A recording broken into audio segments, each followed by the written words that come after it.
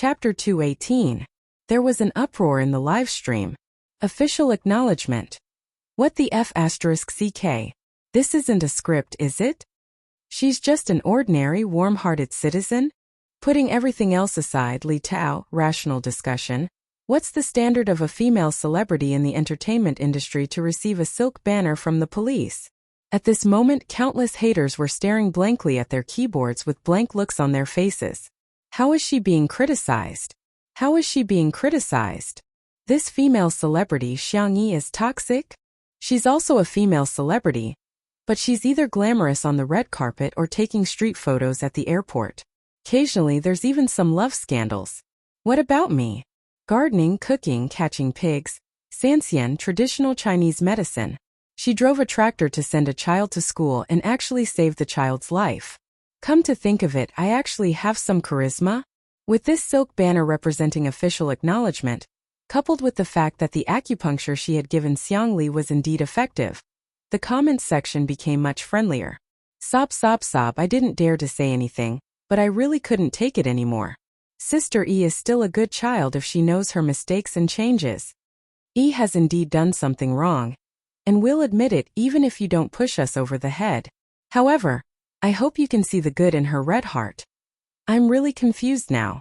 I feel like the current vase fairy is so different from before. It's like she's a completely different person. You're not the same person. I used to like watching the videos of vase fairies variety shows edited by the Up in the Ghost section. She's a variety star and has participated in many shows, but she's really a black hole in variety shows. Not only is she awkward, she also likes to cry, put on airs and act like a big shot. But now she's a completely different person. I'm starting to wonder if she has a twin now. Xiang Yi returned to the living room with the silk banner. Shui chuckled. Do you want me to hang it up for you? Xiang Yi was slightly embarrassed. No, let's put it away. I'll go check on Xiao Naofu, it's still ignoring me. Xiang Li, who was sitting by the floor-to-ceiling window, flipped through the pages of the book on his lap with his pale fingers and said calmly, male creatures can't be spoiled. Once they're spoiled, they'll be spoiled. The words male creature had a double meaning. Shui raised her eyebrows and looked at him from afar. Xiang Li looked over. Their gazes met in the air. Invisible electric currents crackled and exploded as they clashed secretly. The girl suddenly snorted. Is Xiao Naofu a boy? Shui. Xiang Li. The two of them looked at Xiang Yi. The little girl was curiously lifting the kitten's furry tail. Suddenly, Shui clasped her wrist, and she could feel the warmth of his fingers. It's not good for you to take advantage of Xiao Naofu like this, right? Xiang Yi explained in a low voice. No, I'm just curious. I want to see cough. Her milky white ears gradually turned red. She had never raised a cat, nor had she carefully studied Xiao Naofu's body. In addition, Xiao Naofu was her system when she was about to transmigrate, so its voice was a kind of androgynous mechanical voice. She had always assumed that Xiao Naofu was a girl. The corners of Shui's lips curled up slightly, and her peach blossom eyes narrowed lazily. So straightforward? That's not good. Xiao Naofu also wants to save face. In the live stream. Am I the only one who thinks the wrong way? Shuringdi is too flirtatious. He's successfully made me blush in front of the screen. I'm louder than a screaming chicken. No one can cover my mouth. DBQ mom, I didn't become a scientist, but I became an expert today. Sister's untimely occasion, I can. Chapter 219. The girl muttered weakly. But it doesn't have that. What? Shui smiled. She didn't know if he really didn't understand, or if he was deliberately teasing her. That one. The man's low laughter sounded in her ears. The two were so close that Xiang Yi could even feel the vibration of his chest. Her wrist seemed to be gently caressed, and an indescribable feeling of affection arose. She felt a slight itch. She felt restless. Shui leaned over, turned off their microphones, and whispered a few words in her ear. Then, as he wished, he saw the redness on the little rabbit's ears became more prominent. Xiang Yi. So that's how it is. Xiao Naofu, who was on the hammock, licked its paws and glanced at Xiang Yi in disgust. Stupid woman. Not only could she not tell its gender, but she couldn't even tell how bad the two men in the room were. Especially Shui, the stinky man. Even a dog isn't as good as him. A moment later, Sure Sui's voice was tinged with a low, husky smile. Do you understand? Xiangyi's voice was like a mosquito as she replied, Not far away, Xiangli flipped through his book and said coldly, Do you think you can hold Tutu's hand just because you want to? He was plotting something. Did he think that he, Tutu's second brother, was dead? Only then did Xiangyi realize that Sure Sui had been holding her wrist the whole time. As if she had been scalded, she pulled her hand away and said uncomfortably, I'm going to make a cake. Teacher Yin and the others should be back soon. The girl fled into the kitchen. Sure Sui looked at Xiangli and mouthed a few words with his thin lips. His back was to the camera so the audience in the live broadcast room couldn't see it. However, Xiangli could read lips and easily recognize Sure Sui's words. Don't be angry, second brother-in-law Nansheng. Men would only call their wife's brother or uncle. Xiangli secretly gritted his teeth. I treat you as my brother, but you want to hit on my sister? Dream on. The manor stretched to the green hills not far away. Shang Guang accompanied his wife for a walk here. He took off his coat and put it on her. Madam, take a rest. The cameraman was filming silently. After returning from Mingxi Boys High School, Yin Jiangxue was not in a good state. She tightened her husband's coat and sighed. In life, things don't always go as one wishes. Some people can't get what they want while others can't. I really feel sorry for those children. Yin Jiangxue actually liked children very much, and had put in a lot of effort over the years. First he sought medical help. Later he even tried praying to God and Buddha. But she still couldn't get pregnant. If she had children, she would treat them like treasures. But how could the parents of those children at Mingxi Boys High School? Yin Jiangxue closed her eyes and couldn't bear to continue thinking about it. Shang Guang said gently, Children are like fate. We can't force them. We just have to let nature take its course. Yin Jiangxue's red lips moved slightly. Perhaps because the incident at Mingxi Boys High School was too emotional, she revealed her inner thoughts. Actually, I recently asked a master to prescribe me a prescription. It said that it can increase the chances of pregnancy, but it will be harmful to the body. I may not be able to act anymore. I want to give it a try. Shang Guang objected. No.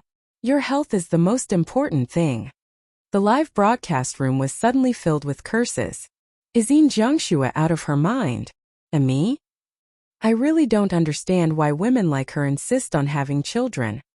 I'm vomiting. Boys are okay, but women are hopeless. The Qing dynasty has already fallen, and she still wants to carry on the family line for her husband? Chapter 220. Yin Jiangxue smiled bitterly and said, I'm sorry, hubby. You didn't do anything wrong. Shang Guang knew that although she looked carefree, she was actually very sensitive, especially since her previous marriage had hurt her too deeply. Our marriage is based on love and trust, not children. If we have children, we'll raise them together. If we don't, it's okay. When we're old and gray, we'll still be able to spend some quality time together. Yin Jiangxue was amused by his words, and those sentimental and hesitant emotions also dissipated. She suddenly thought of something and said, I heard from Sure Sui that little Xiangyi has medical skills. Why don't I ask her to take my pulse? Shang Guang nodded and said, Okay, I'll accompany you. There was another round of mockery in the pop-up comments. Even if you're desperate, you don't have to be like this, do you? I'm dying of laughter.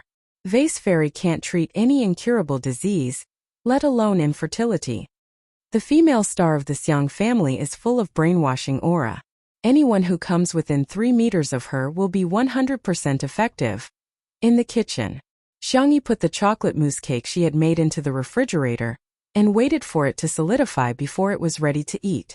At the same time, there was a ding sound from the oven, indicating that the cupcakes she had made were ready. Xiangyi took out a plate and carefully decorated each with cream and cherries. She was done. She brought the cupcakes to the living room on a tray. Everyone else's cupcakes were of normal sweetness while Xiangyi's had a low-sugar flavor. Xiangli took a sip and a smile appeared on his face. As expected, Bunny still remembered his taste. Wow, little Xiangyi, you made a cake. Yin Jiangxue, who had just returned from outside, saw the cake and her eyes lit up. But I've been on a diet lately, Xiangyi said. Shall I make you a low-sugar one? Yin Jiangxue waved her hand and said, No, no, I'll just take one bite. She picked up a cupcake and ate it. The fruit was fresh, the cream was dense, and the cake was sweet and fragrant. The combination was soft and delicate, yet it didn't lose its texture. Hey, it was delicious. Thus, one bite became many, many bites. She stuffed the dessert into her mouth and said vaguely, "Little Xiangyi, you must be a professional dessert chef." As a chef, she naturally felt a sense of accomplishment when the food she made was liked so much. Xiangyi smiled and made a cup of black tea for her. The cake was slightly sweet, and the slightly strong black tea instantly highlighted the taste of the cake. The next second, Shang Guang's half-eaten cake was also snatched away by her. "Madam, don't you want to lose weight?" Shang Guang helplessly asked. "Shoo! Lower your voice, don't let my fat hear you. As long as I eat fast enough, the fat won't be able to catch up with me." Shang Guang. "Ha ha ha, Teacher Yin, you're definitely the king of two under one roof." Mr. Shang's expression is so affectionate. He probably really likes Yin Jiangxue. Who wouldn't love such a beautiful and interesting Mama Yin? Her acting skills are so good too. TSK, so what if she's outstanding? She's still a divorcee who can't even give birth. There's an idiot comment in front, I suggest everyone report it. After eating 3 cupcakes, Yin Jiangxue finally stopped. She brushed her hair and pretended that nothing had happened. Shang Guang reminded her. "By the way, didn't you say that you wanted Miss Xiang to take your pulse?" "Ah yes." Yin Jiangxue looked at Xiangyi with anticipation in her eyes. "Little Xiangyi, can you take my pulse?" Chapter 221. Xiangyi said. "Of course, are you feeling unwell?" Yin Jiangxue did not hesitate and said generously, "I want to ask if there's still a possibility of me getting pregnant." Xiangyi nodded slightly. "Please give me your left hand." Yin Jiangxue stretched out her hand and placed it in front of Xiangyi nervously. About 2 minutes later, the girl said gently, "Please give me your right hand." Pulse diagnosis was one of the looking, listening, asking, and feeling methods. It was said that a man's left hand was the woman's right hand, but in fact, it was more comprehensive and accurate to take the pulse of both hands. After taking the pulse, Xiangyi frowned slightly and did not speak for the time being. Seeing her reaction, Yin Jiangxue's heart skipped a beat. However, although she was disappointed, she still turned to Xiangyi. "I'm fine, you don't have to say anything to comfort me. I know I'm not fated to have children in this life." Shang Guang hugged her shoulders and patted her gently. Xiangyi looked up in surprise. "Miss Yin, you've misunderstood. I'm thinking about which prescription to choose." She had once traveled through a world. In order to help the female lead of that world ascend to the position of empress, Xiangyi worked hard to study medicine and became the first female imperial physician. She was best at gynecology. However, if she was too good at it, it would also be troublesome. Just like how a straight-A student could write down the standard answer quickly, but sometimes a genius student would struggle with which one to write down, and Jiangxue was overjoyed. "Do you mean that I can still get pregnant?" "I'll give it a try." Xiangyi gave the most conservative answer. "There's about a 90% chance, but you'll need to cooperate with me to nurse your body." 90%? Yin Jiangxue could not believe it. The doctors she had seen before all said that the chances were slim. The most optimistic one, which gave the greatest possibility, was only 10 to 20%. The girl took a pen and paper and wrote down the prescription. She folded it and handed it to her. "I'll prepare a medicinal diet and recipe for you later. If you're still worried, you can take the prescription to the experts. After confirming that there's no problem, you can take the prescription." Yin Jiangxue felt as if she had received a treasure and thanked her profusely. "Thank you. Thank you, little Xiangyi. I will definitely do as you say." Some of the viewers watching the live stream were genuinely happy for Yin Jiangxue, while others were jealous. What kind of prescription is this? Is there only 4 words written on it? Drink more hot water? Vase Fairy, please go read some tactful chicken soup novels. You're always talking big, I can't stand it. First you said that you can cure the doctor's older brother after 5 times. Now you're saying that there's an 80% chance that you can make Mama Yin pregnant. You even confidently said that you'll show the prescription to an expert. Do you really think you're a miracle doctor? No, she's not confident. She just knows that no one can argue with her. How could Dr. Xiang and Teacher Yin have anything to do with her after leaving the show? She did it on purpose because she felt that it wouldn't be good for them to fall out with her. TSK, it would be great if they could hire an expert to do it until now. They would definitely smash the vase fairy's face. As soon as this bullet screen floated past, another staff member came in and whispered a few words to Li Jianyu in a hurry. This time, not only was Li Jianyu in a trance, he was also confused on the spot. It can't be, right? It can't be, right? The president of the Wuxia Chinese Medicine Association, along with several big shots of Chinese medicine, begged to appear on their variety show. The reason was his eyes focused on Xiang Yi. He swallowed his saliva and said into the microphone, Sister Yi, someone is looking for you again. I think it's a few old grandpas. Chapter 222. At the entrance of the manor, Xiang Yi didn't know any of the old men in front of her. She politely greeted, Hello, Grandpa, are you looking for me? That's right. The one who spoke was Elder Fong, the president of the Chinese Medicine Association. He said calmly, Here's the thing, we want to use your show to popularize medical knowledge to the public and promote traditional Chinese medicine culture. Is it convenient for you? Xiang Yi looked at Li Jianyu and said, Director Li. Of course. It's our honor. Li Jianyu, who was behind the camera, said while wiping his sweat profusely. He knew the identities of the three big shots.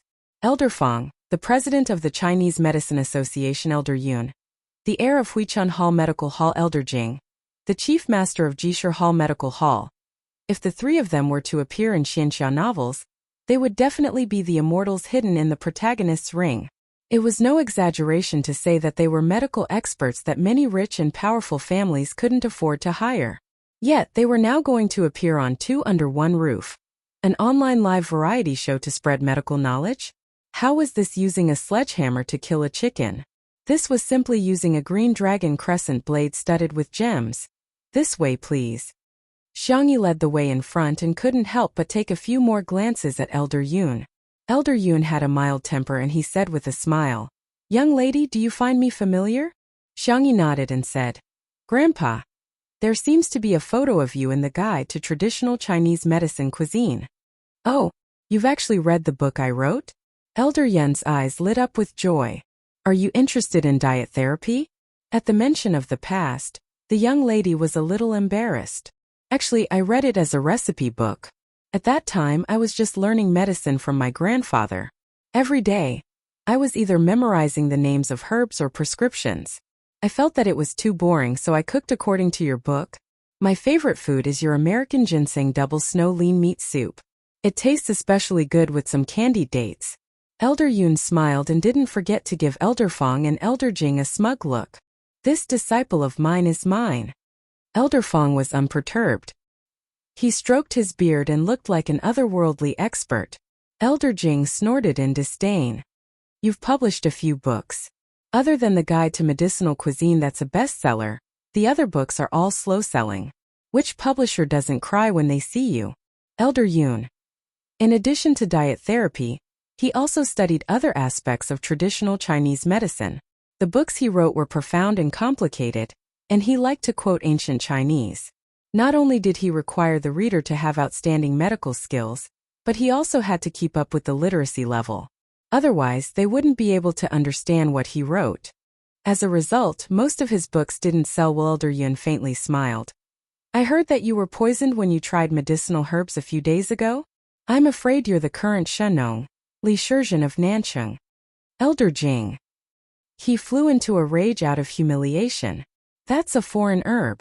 I've never seen it before, so I was careless and fell for it. The live stream became a sea of joy. I've found out.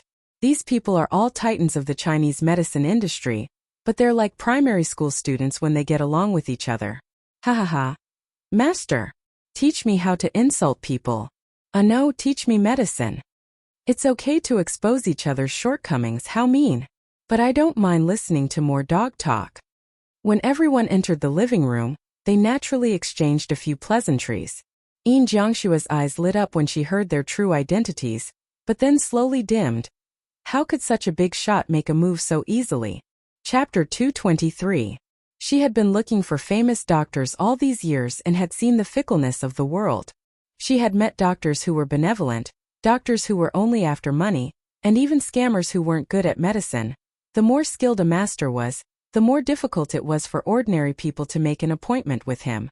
She sighed and decided to let nature take its course. It would be great if she could get a few masters to treat her. If they couldn't, then they didn't know her anything. Xiangyi took out a tea set that her third brother had given her.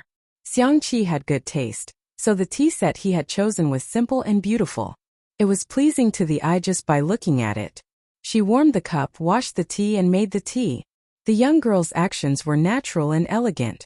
Elder Feng and the others tasted the tea and looked at Xiangyi with even more affection. It was as if they were looking at their own disciple. Elder Jing couldn't wait to ask, "Young girl, who did you learn your medical skills from?"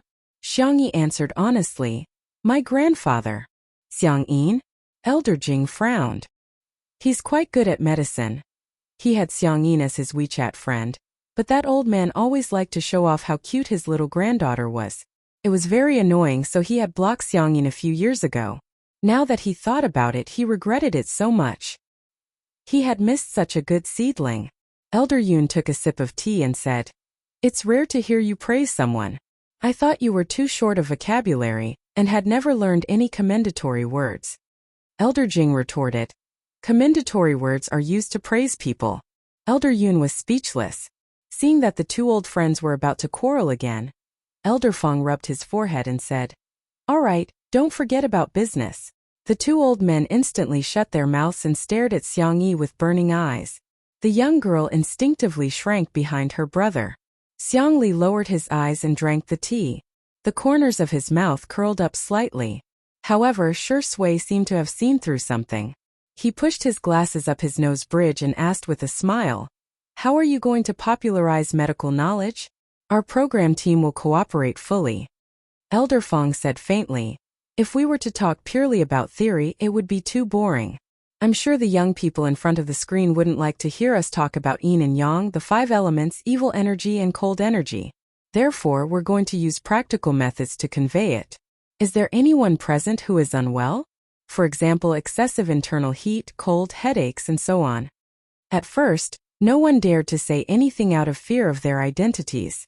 For a moment, the atmosphere was somewhat cold. Li Jinyu was the first to raise his hand. I've been suffering from an oral ulcer recently. Can it be treated?" Elder Yun suggested that they eat more pears, loquats, tomatoes, and other fruits and vegetables. Elder Jing suggested that they could use gentian laugon decoction or bupleurum decoction. Elder Feng, on the other hand, gave a detailed explanation from the cause of the disease to the symptoms to how to treat the symptoms. His explanation was easy to understand and fascinating. With Li Jinyu taking the lead, the other staff members also raised their hands. Yin Jiangxue was a little hesitant. What if she caused the masters to be flamed by the netizens? That was not what she wanted to see. Sheng Guang held her hand. "Madam, why don't we show the prescriptions to the masters?" Yin Jiangxue heaved a sigh of relief. That's good too. If the masters approved of Xiangyi's prescription, she could just follow the prescription. Thinking of this, Yin Jiangxue handed over a prescription. Because it was folded and the paper was similar, she didn't realize that she was handing over the prescription that the doctor had given her. Chapter 224. Old Master Feng took the prescription from her. The three of them first took Yin Jiangxue's pulse, after which Old Master Feng opened the prescription and took a few glances at it. His brows furrowed. It was obvious that this prescription wasn't written by a young lady. He passed the prescription to Old Master Yun. Yin Jiangxue asked uneasily, "Old Master Feng, is it because of my body?" After reading it, Old Master Yun had a similar reaction and passed it to Old Master Jing, who was the most proficient in pharmacology. The more Old Master Jing looked at it, the angrier he got. He had a bad temper to begin with and slammed the table, causing the tea to splash all over the table.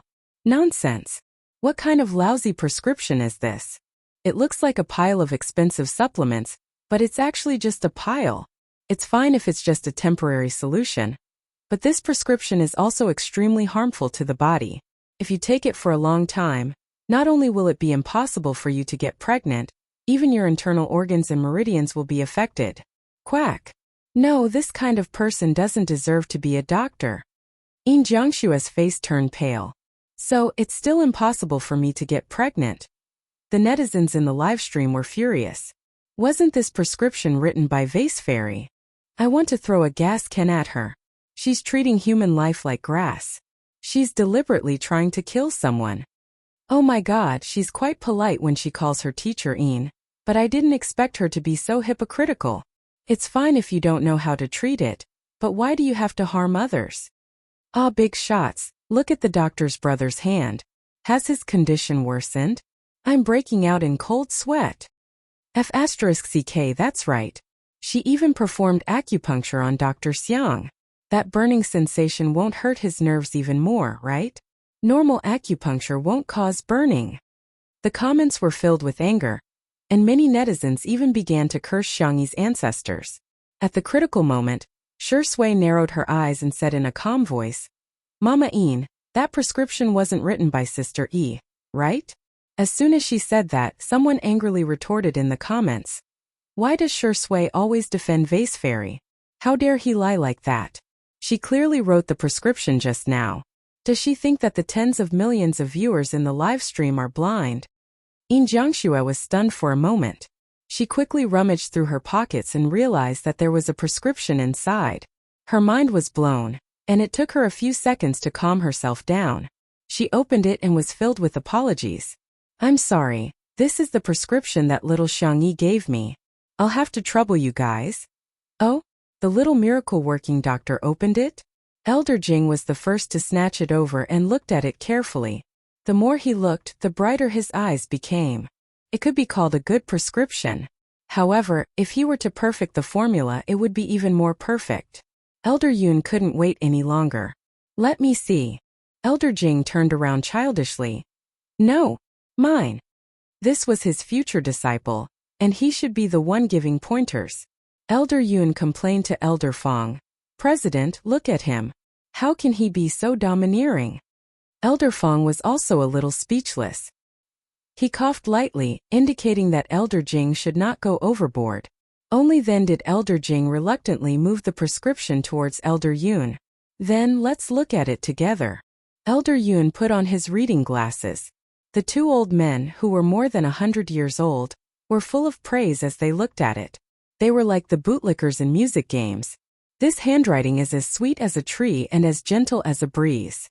The combination of these herbs is novel and unique. This dosage is also very mild. It's best to use it to nourish the body.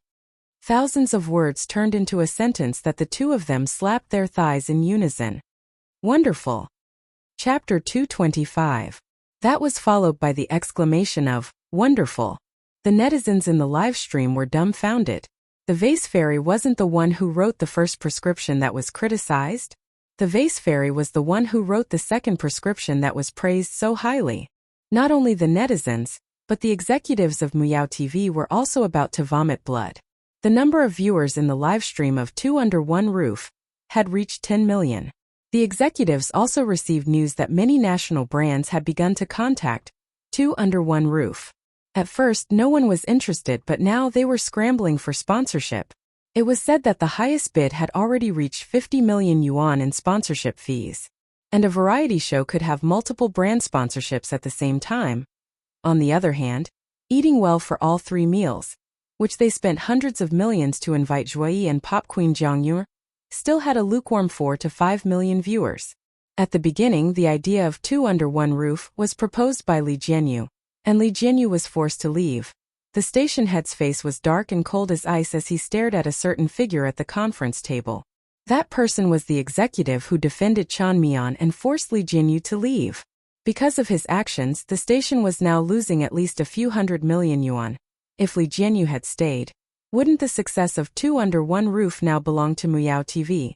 The station head flew into a rage and told the executive to get lost on the spot. He slammed the folder in his hand and questioned, You found Zhuoyi and Zhang Yuner for 100 million yuan?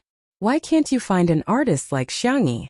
Isn't it just cooking, musical instruments, and Chinese medicine? The deputy director sneered. Then why don't you tell me how to find one? These things aren't something that can be learned in a day or two.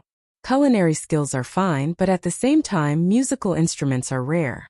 If you include Chinese medicine, aren't you just making things difficult for me? Even if we do find her, do you think that person will have the same conditions as the Xiangyi family's manor? Can there be a high-tech farm that creates jobs for farmers like Little Rabbit Farm? Okay, let's say there is. But who can invite a famous director, an esports god, a designer who won the Muse Award, a popular boy band, a national treasure doctor, and a divine doctor at the same time? If you can do it, why don't you do it? A series of questions caused the scene to be deathly silent like cicadas in winter. God, is this woman crazy? The station manager was also stunned. He never thought that the woman who had worked for him for so many years would dare to talk back to him in public. You're just a woman. Giving you the position of deputy director is already enough of a favor for you, yet you still don't know what's good for you. The station manager was furious, but considering her ability to work, he couldn't just fire her directly. He could only threaten her. You're suspended without pay immediately and reflect on your mistakes. You're not allowed to come to work without my notice. The deputy director, Wan Qing, sneered. She casually tore off the identity plate that she had treasured for many years and threw it on the table in a valiant manner. I miss your mother. I quit.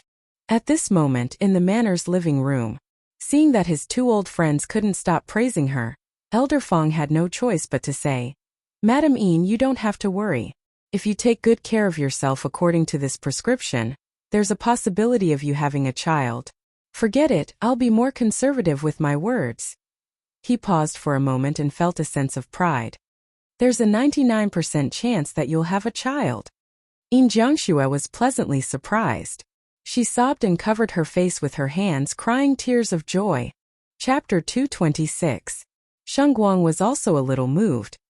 He raised his hand and hugged her. Darling, that's great. You can finally fulfill your wish. Looking at the loving couple, everyone felt happy for them from the bottom of their hearts. In the live stream, I'm not listening, I don't believe it, I don't believe it. What the F***ck? Vase Fairy's medical skills are so brilliant?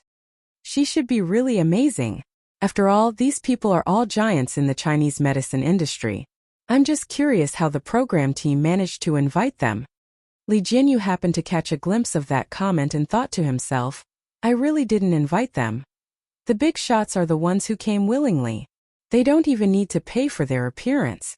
It turns out that pies can come one after another. Dr. Xiang, who doesn't need money, the big shots of Chinese medicine who don't need money, and Hades, who is paying for it. He was overjoyed and he was grinning from ear to ear. Elder Fong and the other two slightly modified Xiangyi's prescription. Xiangyi also discussed with them the follow-up diet and recuperation plans. She had the strength to begin with, and she was also humble. One was willing to learn and the other three were willing to teach. In the blink of an eye, they had been discussing for more than half an hour. Xiangyi benefited a lot, and the three masters also thought that the ideas she came up with were good. They were full of praise for her. By the way, masters, since you're all here, why don't you take a look at Dr. Xiang's hand? Li Jinyu suggested. He thought that with these masters around, they might be able to help Dr. Xiang's hand heal faster. The three of them naturally had no objections. Xiangli was also very cooperative. They finished taking his pulse. Elder Jing was the first to speak. If I were to treat him, I would use the method of fighting poison with poison to stimulate him. Although I can guarantee that he will regain some feeling in his hand, I'm afraid there will be other sequelae. Elder Yun said, I'm the opposite of him. The method I can think of is too gentle, but it will take too long. You're in the scientific research field and time is too precious. I'm afraid you can't afford to delay. Elder Fong pondered for a long time before stroking his beard. This world still belongs to the young after all. This acupuncture technique is something that old people like us can't think of. Even if we can think of it, we wouldn't dare to use it carelessly. I've heard of little Xiang's hand injury before. Previously, the descendants of the 9 needles of the divine in our country had also thought of using acupuncture to treat him. However, he was already old and was afraid that his hand would be unstable. The younger generation wouldn't be able to take over, so they didn't dare to do it and delayed it for a long time. Elder Fong spoke at a leisurely pace, like a kind grandpa telling a story. Everyone listened attentively. In the end, he suddenly changed the topic. Now that I think about it, it's actually a good thing. Because my little disciple's acupuncture technique is even better. It was even more ingenious. Moreover, it would solve the root cause. It's even more effective. Everyone? What the hell? Elder Fong, did you receive money to advertise? Elder Yun and Elder Jing. I thought you were the most honorable, but I didn't expect you to be the most shameless. Elder Yun said angrily. When did little Xiangyi become your disciple? He's obviously my disciple. Elder Jing was even more direct as he scolded. You two old fogies, stop flattering yourselves. This is the disciple I've taken a liking to. Let me tell you, don't even think about snatching her from me. The three of them quarreled more and more fiercely. The two old grandpas who were almost 200 years old were about to fight. Xiangyi? She was quite confused. The netizens in the live stream were not only dumbfounded, but they were also stunned. Someone guessed weakly. Are these three masters here to take in Xiangyi as their disciple? Chapter 227. Someone was dumbfounded. I thought that men would only fight over Xiangyi. I never expected that one day they would fight to take her in as their disciple. Someone even commented on the front line. F***CK. The Wuxia Traditional Chinese Medicine Association posted on Weibo that there were more than a dozen traditional Chinese medicine masters who were late because they couldn't get tickets for the high-speed rail. These masters are all here to take Xiangyi in as their disciple. One of the masters even publicly said that Elder Fong and the other two got a huge advantage because they were from Nancheng. The netizens were speechless. They never expected such a reversal. The vase fairy whom they looked down on was actually the target of all the traditional Chinese medicine masters. She wasn't the one begging to be their disciple, but the masters were begging to take her in as their disciple. Amazing! The netizens who had followed the trend to criticize Xiangyi seemed to have been enlightened and suddenly sobered up. Thinking about it carefully, did Xiangyi really do something unforgivable? No. She played the electric guitar for the Brothers of C7 at the annual gala of Tomato Entertainment. At Mingxi Boys High School, she had cooked a heartwarming meal for the children who had suffered so much. She had even uprooted the prison that was the source of all evil. She performed acupuncture on Xiang Li and wrote a prescription for Yin Jiangxue. She was so tired that the sweat on her forehead could soak the tissue paper. Looking back at the negative comments that they had posted, these people suddenly felt a little upset. She seemed. Not only did she not do anything outrageous, she was actually a nice girl. However, there were also people who couldn't forgive her, especially the blogger New Baldy PhD, who posted on Weibo. Xiangyi V, have you apologized to Dr. Xiang today? No, smiley face. He had a lot of fans to begin with and was very influential. As soon as he posted on Weibo, many people were enraged and flocked to the live stream.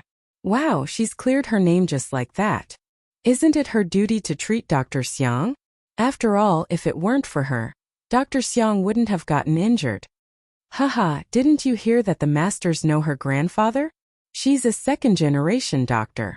Who knows if the masters are here to support her on account of her grandfather? Once these words were spoken, they didn't get the same response as they did in the beginning. On the contrary, Xiangyi's fans and Untimely Couple's fans stepped forward. How do you know she didn't apologize? Isn't it a traditional virtue since ancient times to admit one's mistakes and correct them? We're willing to admit Xiangyi's mistakes, but why don't you dare to admit Xiangyi's excellence? No one is perfect. Everyone here, ask yourselves who hasn't made mistakes.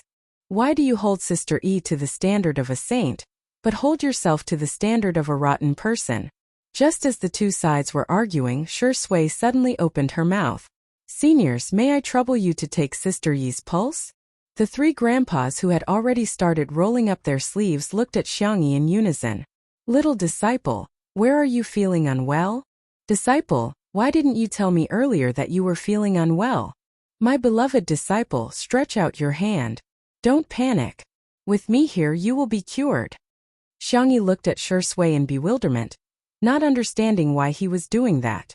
Old Master Fong and Old Master Yun each grabbed one of Xiangyi's hands. Old Master Jing, who was a step slower, beat his chest and stomped his feet, wishing he could release a poisonous centipede or scorpion to bite the two old men. At this moment, Shi Sui said leisurely, Sister E has lost her memory in the past year and has only recovered recently.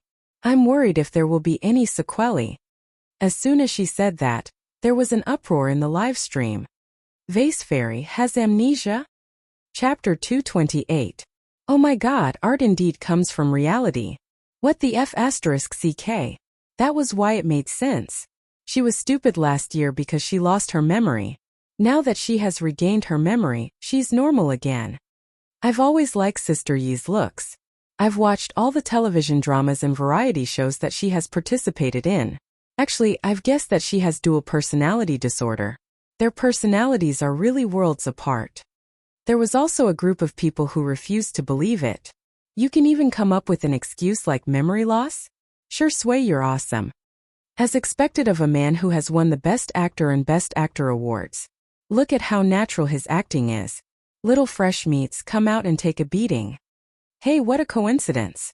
Not only did she lose her memory, she even selectively lost her memory. She can even recover after losing her memory. I'm impressed. Next time, she might as well say that her soul was possessed. Elder Fong and Elder Yun were extremely cautious and serious when taking her pulse. After a long time, Elder Fong said, "Judging from your pulse, your body is indeed still a little weak. You shouldn't work too hard in your daily life." Before he could finish, Elder Yun interjected, "My dear disciple, you need to nourish your body well. Why don't you come back to the medical center with me and eat supplements for a few years? I guarantee that you'll recover from all your illnesses." Everyone was speechless. Supplements aren't supposed to be taken on a daily basis. Since when are they supposed to be taken on a yearly basis? Also, isn't it too natural for you to call me your beloved disciple? Elder Jing was displeased. Who are you looking down on? Our family may lack everything, but we don't lack good food for our little girls. My dear disciple, come with me. You'll have plenty of ginseng, bird's nest, and snow lotus. Elder Fong stroked his beard, looking otherworldly and otherworldly. However, he was extremely shameless. Disciple, since Grandpa Jing and Grandpa Yun are so enthusiastic, go to their house for 3 meals a day. After that, come back to me to learn medicine. If you can pack some 100-year-old ginseng or something for me after eating, that would be even better. Elder Jing was speechless. Elder Yun was speechless. Damn it. Why don't we order takeout for you? Xiangyi was speechless. If she didn't know how to take her own pulse, she would have thought that she was weak and on the verge of death. His body had been tormented. At most, he would be a little malnourished. After adjusting his daily routine and supplementing his diet, he would be able to recover in a month. Netizens. Is it okay to use supplements to abduct Sister E online? Ha ha ha. I love it when these old men argue with each other. They're probably the worst of friends. I suddenly realized that the choice is in Xiangyi's hands. There are so many Chinese medicine masters for her to choose from like cabbages. I'm so jealous. Hee. A weak body doesn't prove that you've lost your memory. No matter how amazing Chinese medicine is, it can't reverse time and reverse memory loss. At this moment, Xiangli pulled out a black-covered notebook from his backpack. The netizens in the livestream were very curious. Is the notebook of a big shot like the doctor's brother full of scientific research secrets? The next second, he opened his notebook and took out a few pieces of folded A4 paper from it. He asked politely, "Sir, I'm sorry. This is Tutu's medical record. Can it be used as a reference?" Netizens. Why would a scientific researcher, who was a national treasure, carry the medical records of a female artist in the entertainment industry with him? Following his movements, an ID photo fell out of the notebook. The camera happened to capture the photo. A young girl with 2 ponytails and no makeup was smiling sweetly at the camera. Damn it, why does this woman look exactly like Xiangyi? Chapter 229. Apart from Shi Sui, no one else at the scene noticed this little episode. Xiangli calmly picked up the ID photo and put it back into his notebook as if nothing had happened. The netizens watching the live stream were extremely excited. Does Xiangli fancy Xiangyi? I think Xiangli doesn't look at Sister E the way a man looks at a woman. Instead, it's the way a brother looks at his sister. Speaking of that, I, a fan of the untimely couple, can't help but say that Shi Sui is staring at his wife like a maniac today. The 3 masters studied Xiangyi's medical record. Amnesia is a disease caused by trauma to the brain. One's consciousness, memory, identity, or normal integration with the environment are all damaged. Old Mr. Fong frowned and said, "At present, there are no clear treatment measures for amnesia, and acupuncture therapy is not very mature either." Old Mr. Fong continued, "However, since she can recover, it means that her condition is improving. She just has to pay more attention in the future and slowly recuperate." With the medical record as evidence and old Mr. Fong's statement, the public opinion in the livestream was completely reversed. So it's because of amnesia. It's been so hard on Xiang Yi. She's taking the blame for herself. No wonder her personality is so different. When she lost her memory previously, she was really annoying. Now that she has regained her memory, she's quite adorable. Many netizens had accepted the fact that Xiang Yi had lost her memory for a year. However, there were also some who couldn't accept it. They've really put in a lot of effort to clear Vase Fairy's name. Even if she has amnesia, she's still the same person. It means that she's just pretending to be gentle on the surface. She's subconsciously a B*T. TSK after a murderer kills someone, can he also say that he killed someone because he lost his memory and shouldn't be responsible for it now that he's awake? In the manner, Xiang Li naturally put his arm around Xiang Yi's shoulder and thanked old Mr. Fong and the others. "Thank you so much, seniors." Xiang Yi twisted her neck stiffly and looked at him in disbelief. Xiang Li suddenly flicked her forehead and said, "I'm sorry, it's my fault." "Huh? Why is Xiang Li apologizing to me? It's my uselessness that caused our tutu to be misunderstood. If I was a little stronger, I wouldn't have hurt my hand." Xiang Yi panicked. "No, it's because..." She suddenly froze, not knowing how to explain. Xiang Li tried to smooth things over. "When you lost your memory, your mind was like that of a toddler. If I didn't save you, the consequences would have been unimaginable. You were scared out of your wits at that time. I didn't take those words to heart. I've never regretted saving you. Everything was a rational choice. I hope you won't blame yourself for it. It's just a hand. It's not as important as your life." He said it casually, as if the suffering he had suffered in the past year was nothing at all. Xiang Yi's eyes reddened. Second brother. Was he going to take all the responsibility on himself? The netizens in the livestream were also stunned. No way, right? Is Dr. Gidge so lovey-dovey? The next second, "Don't cry." His tone was helpless and gentle as he gently rubbed his finger against the tears at the corners of her eyes. "Coaxing you is much harder than solving problems. Others may think that you're a bad person, but in my eyes, our tutu is the best sister in the world." Chapter 230. After a few seconds of silence in the comments section, a dizzying barrage of pop-up comments flooded in. "A brother? Biological brother? Oh, this is going to be the hottest topic of the year. I told you they're biological siblings. Exactly, Xiang Li and Xiang Yi sound like they're family. Stop trying to be wise after the fact. You guys were the ones who scolded them the most just now. How pretentious. Were you born in a plastic bag?" All the clamor seemed to have been paused. Xiang Yi raised her little face and stared at her second brother in front of her in a daze. Tears welled up in her eyes and she tried her best to hold them back. However, the moment he coaxed her, tears welled up in her eyes. She was actually really not that strong. In front of outsiders, she could remain calm no matter how aggrieved she was. However, in front of her brother, she couldn't keep her cool at all. As soon as his sister started crying, Xiang Li immediately panicked. He was indeed not good at coaxing girls. All he knew was to pat her back clumsily, again and again, patiently and gently. Shui remained silent and turned to the side to block the camera for her. However, she didn't disturb her and Xiang Li. "Do you want some candy?" Xiang Li asked as he took out a milk candy from his trouser pocket. Shui was speechless. Looking at the familiar brand of milk candy, his eyebrows twitched. Is giving out candy a coaxing technique that's been passed down in the Xiang family for generations? Xiang Yi sobbed and said, I just want to cry." As soon as she spoke, the hearts of the fans in the live stream melted. "I declare that from now on, I'm a mommy fan. Damn. Sister E is so meek in front of her brother. I really want to rub her in." "I understand, Xiang Yi. I'm in the advertising industry and I can smile even when I'm scolded by clients and leaders every day. However, whenever my mother calls me and asks if I've eaten, I cry. On the other hand, the blogger named New Baldy PhD immediately deleted several long Weibo posts that berated Xiangyi. In front of the screen, he felt extremely guilty. He was not a fan of Dr. X at all. He had deliberately pretended to be a fan of Dr. X and was just trying to attract more traffic. After those few Weibo posts, his Weibo had gained hundreds of thousands of followers. It was even more than the number of fans he had accumulated over the years of running Weibo.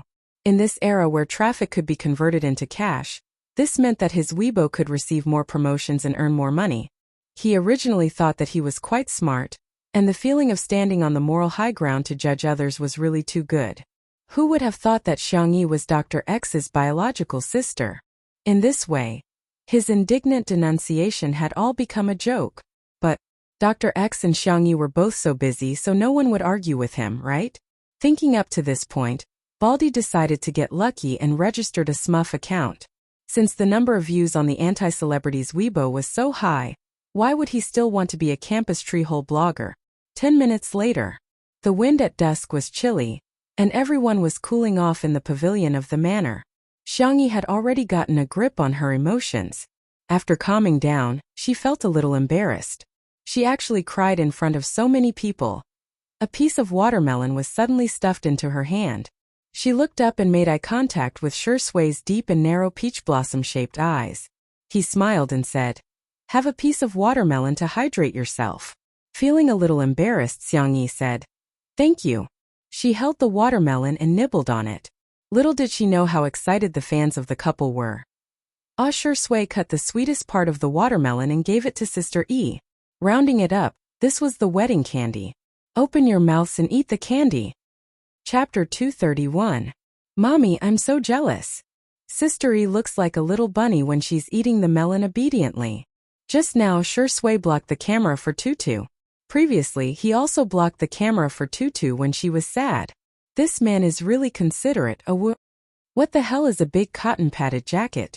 Are you trying to make me laugh to death so that you can inherit my emoji package? At this moment, the top cultists collectively went out to fight, refusing to let go of any candy. Although there were still some haters, they were soon drowned out. Elder Fong and the other two took a tour of the manor and were about to leave, but they smelled the aroma of food wafting from the kitchen. Elder Yun was proficient in the art of food therapy. After smelling a few Chinese herbs, he clicked his tongue and said, "Since my beloved disciple is making medicinal cuisine, I'll force myself to stay for dinner." The netizens were dumbfounded. "Sorry, Grandpa, you don't look like you're forcing yourself to stay. You look like you're very willing." Elder Jing sneered. "She's obviously my obedient disciple."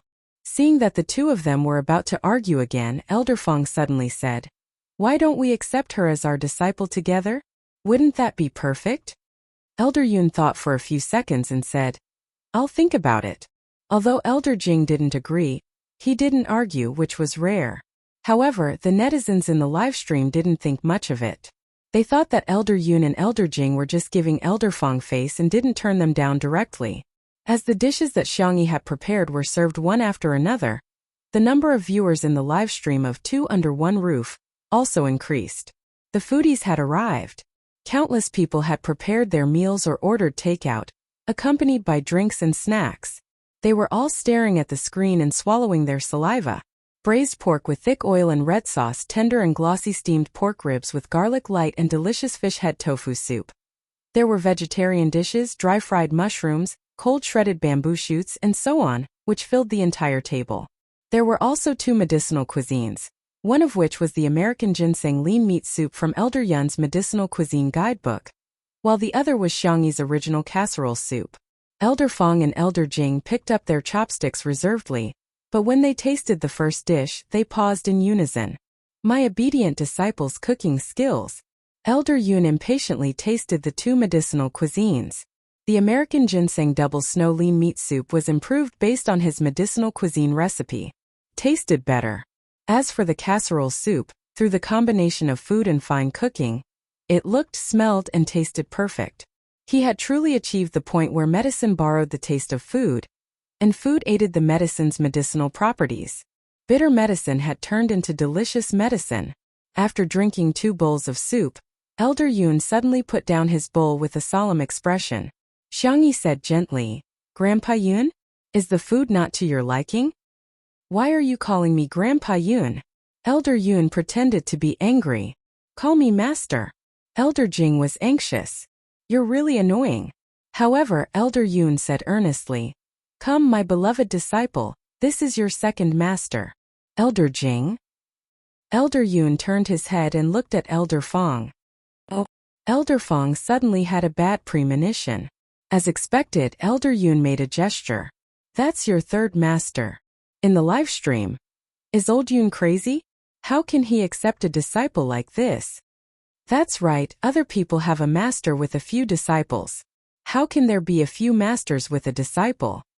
Damn, Elder Yun is probably tricking others. Elder Jing and Elder Fong are such proud people, especially Elder Jing, who has a bad temper. He'll definitely refuse. In the next second, Elder Jing, who had never said anything good in his life, held back for a long time before saying, "Old man, you're really likable." The netizens? Chapter 232. Fong Lao picked up a piece of red braised pork with his chopsticks. The thick sauce wrapped around the pork, and the juices splashed out when he took a bite. The sweet and fresh taste permeated every bit of the meat. He squinted his eyes in satisfaction and enjoyed it for a moment before he said slowly, "You're right. In terms of age, I'm the oldest, so you should call me Master. Second brother, third brother, you should call me eldest brother." The netizens? Why did Elder Fong, the president of the Chinese Medicine Association, fall for her? Xiangyi, who suddenly had 3 masters, was speechless. The girl didn't know whether to laugh or cry. "Grandpa Fong, Grandpa Yun, Grandpa Jing, although I'm very interested in medical skills, I'm afraid I don't have time to learn recently." Since she had promised to record 2 under one roof, she had to do what she said. Otherwise, it would make things difficult for Shi Sui and Li Jianyu. Elder Jing looked around and said, "The scenery here is beautiful and the air is pleasant. I can stay here and teach my beloved disciple some medical skills." Elder Yun. "Yes, it's quiet here and suitable for meditation." Elder Fong. "Little disciple, you won't dislike me, right? Sai, we're old men, it's inevitable that people will dislike us." Xiangyi hurriedly said, "That's not what I meant. Grandpa, you can stay as long as you want. I'm just afraid that I won't be good enough and will let you down." Elder Fong had been waiting for her to say that. He winked at his entourage and someone immediately brought over a brocade box and respectfully placed it in front of Xiangyi. Xiangyi opened the box to see a piece of high-quality ginseng inside. At a glance, it was at least a few decades old wild ginseng. "Grandpa Fong, I can't." Xiangyi wanted to decline politely, but she heard Elder Fong say calmly, "It's a gift for you. You can eat it as a snack. It's not something expensive." The netizens? Eat ginseng as a snack? I'm kneeling to the big boss. Those who don't know better would think he gave her a carrot. I've seen a ginseng of similar size sold for 6 figures. Elder Yun also had someone bring over a gift, a box of Tianshan snow lotus. Before Xiangyi could open her mouth, he calmly said, "Don't be so courteous with your master. Drink the flower tea to dispel coldness, remove moisture, and beautify your complexion." The netizens were speechless. Snow lotus flower tea. Forget it, I'll turn my mic off. Only Elder Jing's eyes widened like copper bells. Ah, these 2 scheming old men. You actually prepared a greeting gift behind my back. He had never fawned over anyone in his entire life, and he didn't know the ways of the world. How could he have thought of bringing a greeting gift for his obedient disciple? Seeing the little girl's flattered look in front of the ginseng and snow lotus, Elder Jing's heart ached. What kind of good thing was this? What was there to be at a loss about accepting such a small thing? The old man snorted and took out a card from the pocket of his tang suit. "Here, swipe whatever you want to eat at our restaurant." The card he pulled out was the Ji Shirtang Pharmacy's nationwide internal card. Netizens commented. At this moment, old Jing looks like the overbearing grandfather of the overbearing CEO in novels. Elder Fong. Elder Yun. Oh no, I've been outdone. Elder Jing put his hands in the pockets of his tang suit. He first glared fiercely at Elder Fong and Elder Yun, then looked at Xiangyi and smiled childishly. Chapter 233. Xiangyi did not want to dampen their spirits, so she had no choice but to accept the gifts from her grandfathers. Oh no, her masters. She thought to herself that she would give them a suitable gift in the future.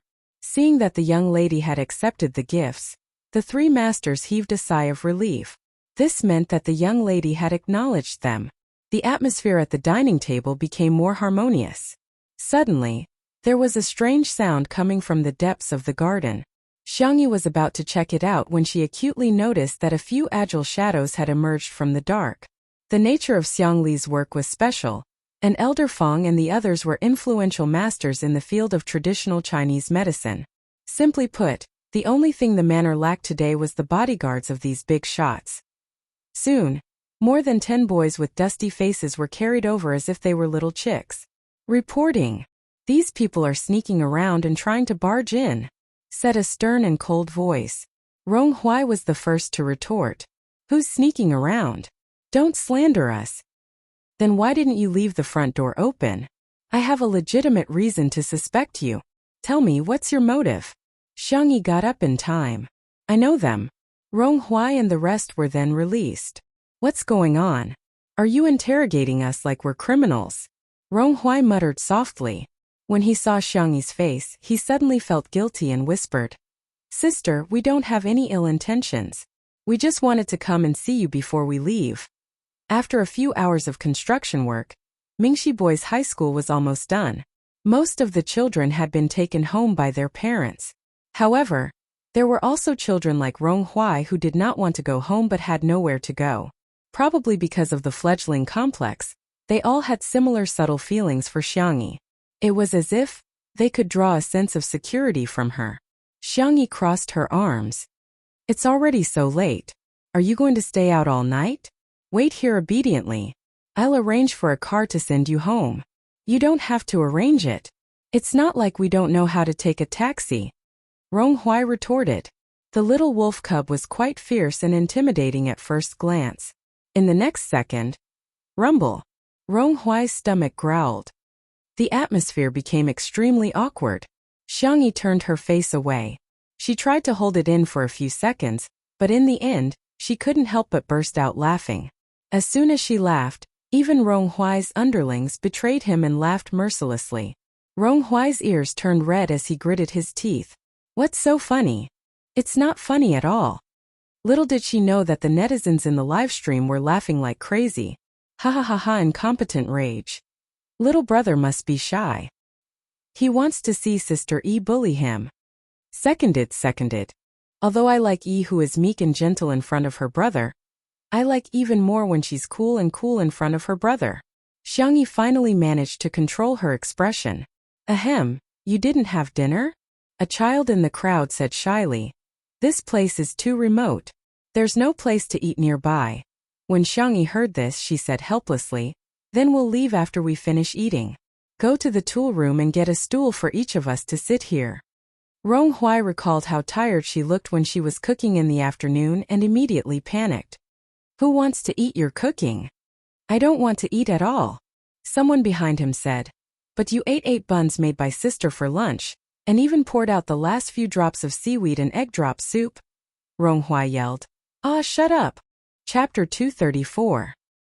He turned around and met Xiangyi's smiling eyes. Rong Hui tugged at his pants and said in a low voice, "It's not that I ate too much, it's just that the buns you made are too small. It's so small that it's gone in 2 bites. What's wrong with eating 8? Xiangyi's eyes were clear, as if they were filled with clear moonlight. She smiled and said, "It's okay to eat a little more. You'll only grow taller if you eat more." Hearing her words, Rong Hui quietly straightened his back. With so many people around, there definitely wouldn't be enough for dinner, and it would take more time to cook something else. Xiangyi thought about it and asked, "Can we have barbecue? I'll go prepare the ingredients and you guys can barbecue yourselves." The group of children obviously had no objections. After a while, Xiangyi came over with a few plates of meat. Rong Hui and the rest also brought out the barbecue rack and small stools from the tool room. They lit up the smokeless charcoal and brushed oil on the barbecue pan, after which they could start barbecuing. The pork belly, mutton, and beef were cut into thin slices and cooked in a short while. They were then brushed with Xiangyi's barbecue sauce. If they wanted to eat spicy food, they could even roll it in chili powder and stuff it into their mouths. This taste was awesome. Looking at these young and lively youths gobbling down the meat, the carefree Yin Jiangxue felt a lump in her throat. She leaned on her husband's shoulder and whispered, "This is great. Children should eat well." Sheng Guang held her hand gently without a word. Shi Sui and Xiang Li sat next to each other. "Sister Yi is so nice," Shi Sui said. Xiang Li snorted and said, "My tutu is nice to begin with. Touch one." It had to be said that Shi Sui had a firm grasp of the Xiang family's personalities.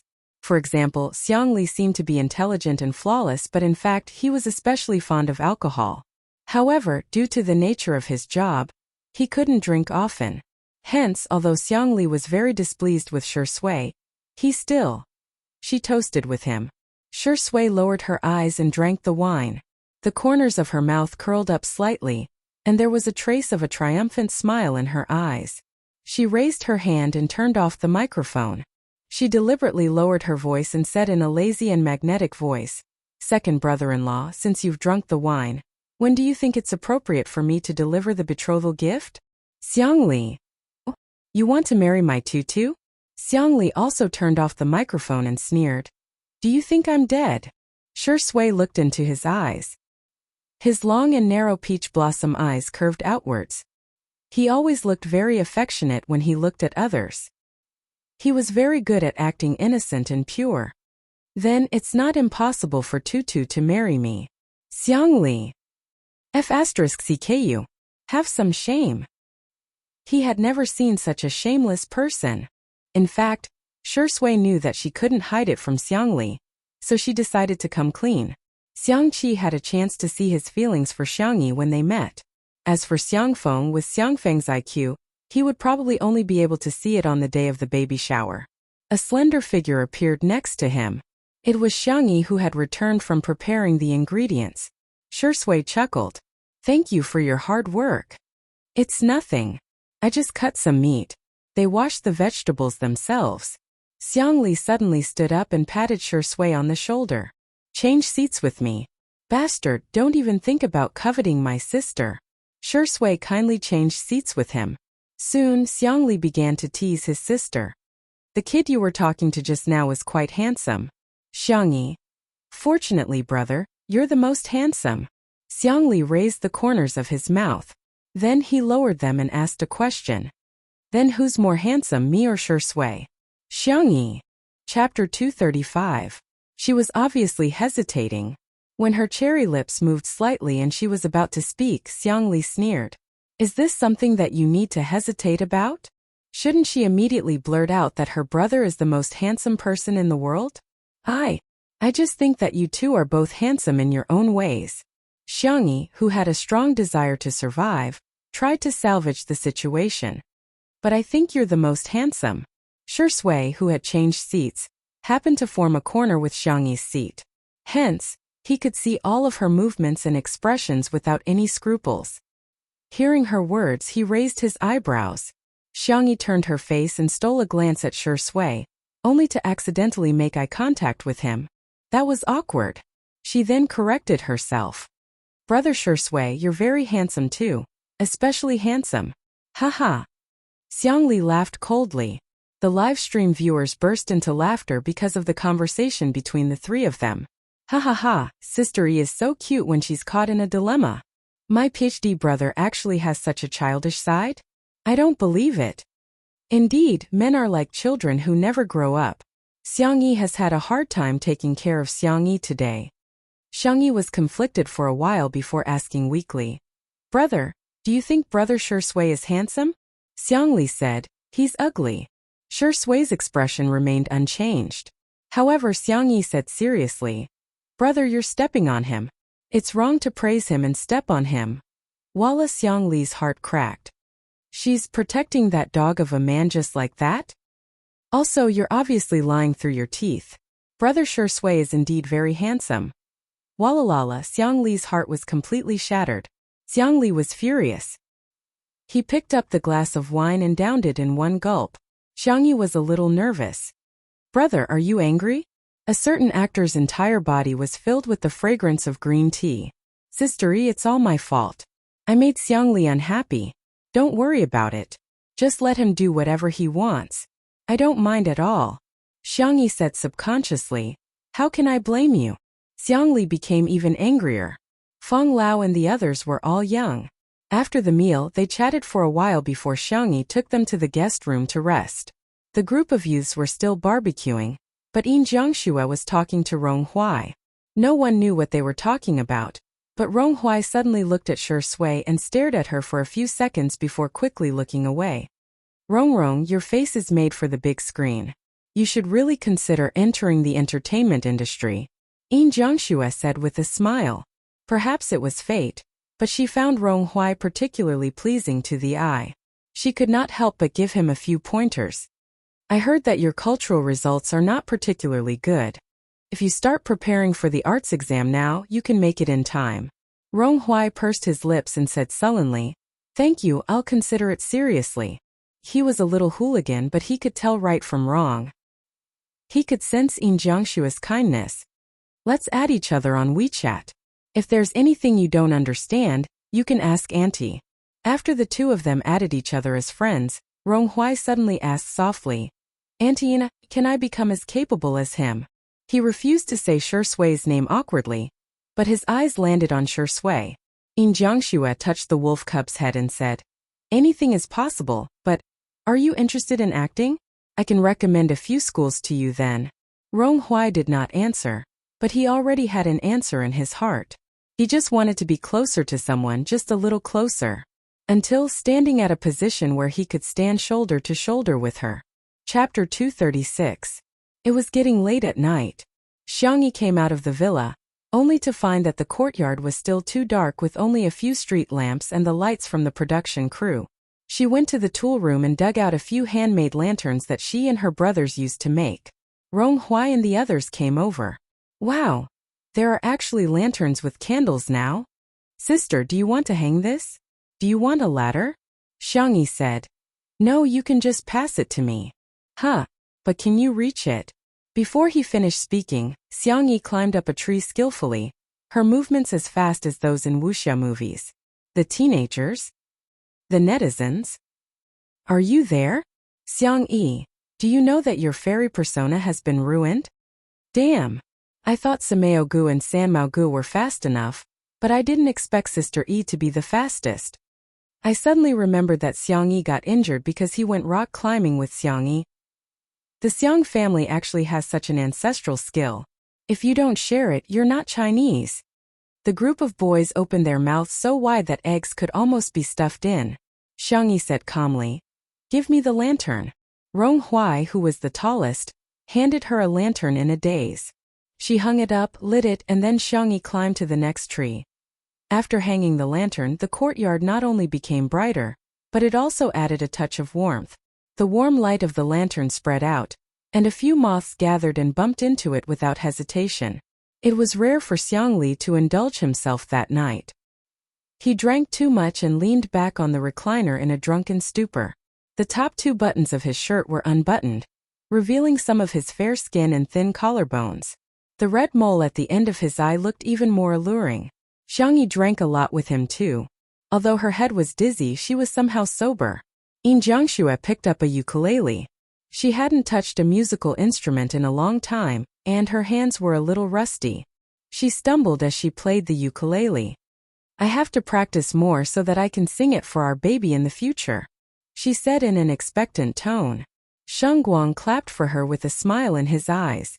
From beginning to end, she was the only one in his eyes. The lights were warm and the wind was gentle. It was truly a beautiful night. It made one's heart soften. After Yin Jiangxue finished playing a song, she wanted to put the ukulele back, but Xiang Yi took it. She plucked the strings a few times and adjusted the tuning slightly. Rong Huai and the others' eyes lit up. The group of little brats didn't even bother to eat the meat as they eagerly surrounded the pavilion. Li Jianyu didn't know whether to laugh or cry.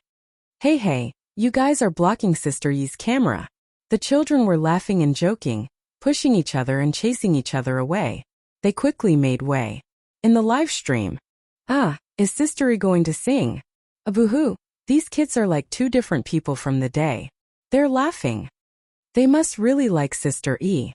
They're afraid of blocking the camera, so they're tiptoeing to get a closer look. So annoying. I want to cry again, cack. A simple and pleasant prelude sounded. The ukulele's unique clear tone might not be that impactful at first, but it was inexplicably harmonious with the warm night. The red sun rises its bright light, the river flows out, a vast ocean. The girl began to sing lazily, but her voice instantly captured everyone's ears. She lowered her eyebrows, her small figure immersed in a half-lit corner, but she was a dazzling presence in the crowd. The young have their own youthful arrogance. My body is like the mountains and rivers, my spine I dare to measure the sun and moon. Xiangyi looked up at the teenagers outside the pavilion and smiled gently. She hummed gently as if she was coaxing a child, but it had an incomparably shocking power. My heart is like the blazing sun, shining brightly no matter how difficult it is to stop me today. I am the only young man. The last chord fell. The surroundings were so quiet that one could almost hear the rustling of the wind and the falling petals. Chapter 237. Even the comments section of the livestream had decreased significantly. There was a moment of silence. The comments section of the livestream exploded. I'm crying out loud. I don't know why, but I just feel like crying. I suddenly realized that the female celebrity Xiang. No, her name is Xiangyi. I'm praising Sister E so much. She's beautiful, sweet, and heartwarming. No wonder Ronghuai and the other kids would come to see her. She's so healing. In the courtyard, Ronghuai stared blankly at the girl not far away, his heart pounding rapidly. This was the first time he had truly felt his own existence. Behind him, the boys who were easily moved to tears began to cry, and those who didn't had their eyes reddened. She didn't sing such a hot-blooded song at all, but it was so gentle that it had the power to move people's hearts. It turned out that they weren't children abandoned by the world. It turned out that they could also have a little bit of light, a little bit of hope, and a little bit of dreams. They were still youths with limitless possibilities. Their hearts were like blazing suns. Even Li Jianyu couldn't help but wipe away his tears. In the beginning, he still had some doubts about Shi Sui's invitation to Xiangyi to appear on Two Under One Roof. However, he now understood that it wasn't Two Under One Roof that made Xiangyi successful. It was Xiangyi who made Two Under One Roof happen. The live stream ended for the day. Ronghuai and the others also got into the car and left safely. Before they left, they cleaned up the yard and even took away the trash. It was as if they didn't want there to be any filth in Xiangyi's house. Everyone returned to their rooms. Xiangli had really had too much to drink, so much so that he was walking unsteadily. Although Shi Sui bickered with him, he still treated him as a friend. Hence he helped him back to his room. When Shi Sui came out of the bathroom after taking a shower, his gaze darted to the bed. Something's wrong. He frowned and strode forward, lifting the blanket roughly. However, after seeing who it was, he paused in his actions. It was Xiangyi. The girl was curled up into a ball and sleeping obediently. Shi Sui was speechless. He carelessly wiped his hair a few times and said with some helplessness and amusement, "That's true. Even the big drunkard is drunk. How could the little drunkard not be drunk? She was probably drunk when she was singing. No wonder she smiled so sweetly to everyone. Especially that little brat named Rongrong." Shi Sui's gaze fell on the girl's delicate face. She was hugging a pillow and breathing evenly. Her hair was scattered on her cheeks.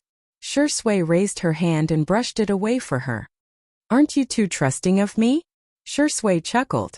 "You even dared to enter my room and climb into my bed." He wasn't afraid that he wouldn't be human anymore. "You!" Shi Sui sighed and stared deeply at Xiangyi for a few seconds. The emotions in her eyes were thick, and the light in her eyes was obscure. He patted the girl's shoulder twice. "Wake up.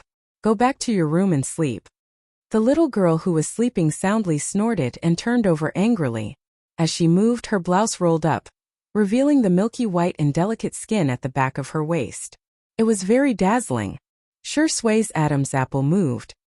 He closed his eyes, covered the girl with the blanket, and prepared to find a guest room to make do for the night.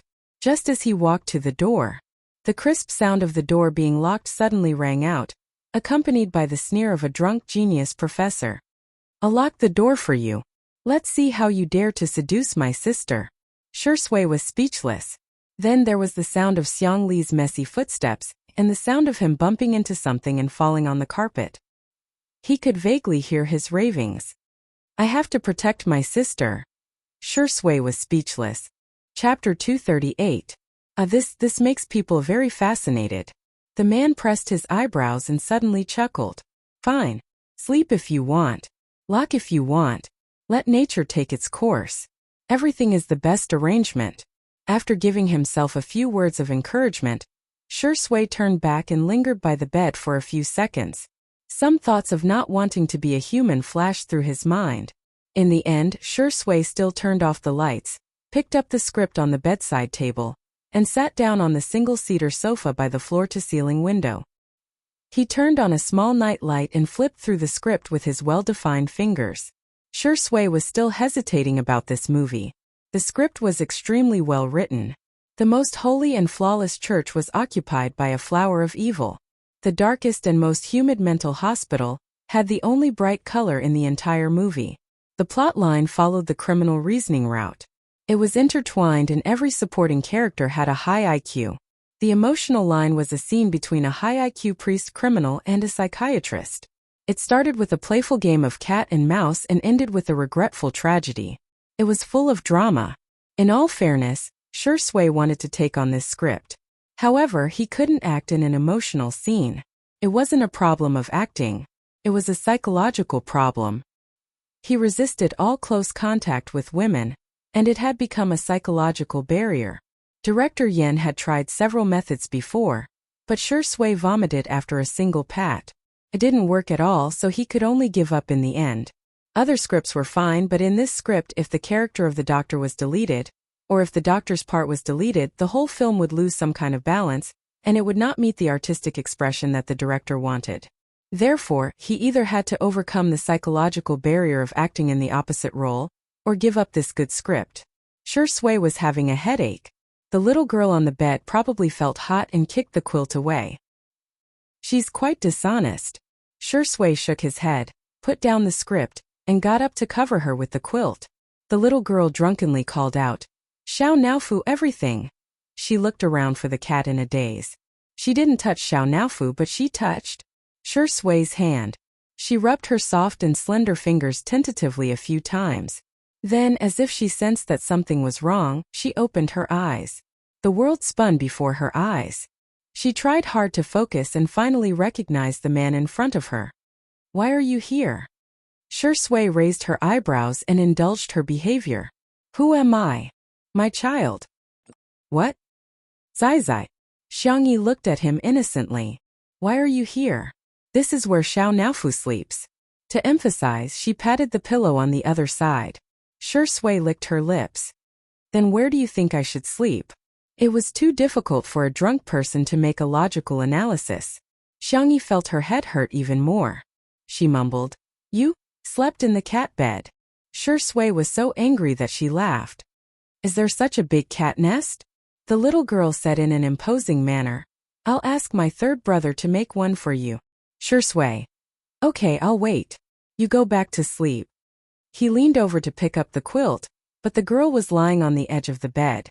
Her cheeks were half pressed against the black sheets, which made her skin look even fairer. The drunk girl spoke slowly and more softly than usual. You look good." Shui simply sat cross-legged on the ground and looked at her calmly. "Then between me and your brother, who looks better?" Xiangyi frowned, looking like she was about to be forced to do business again.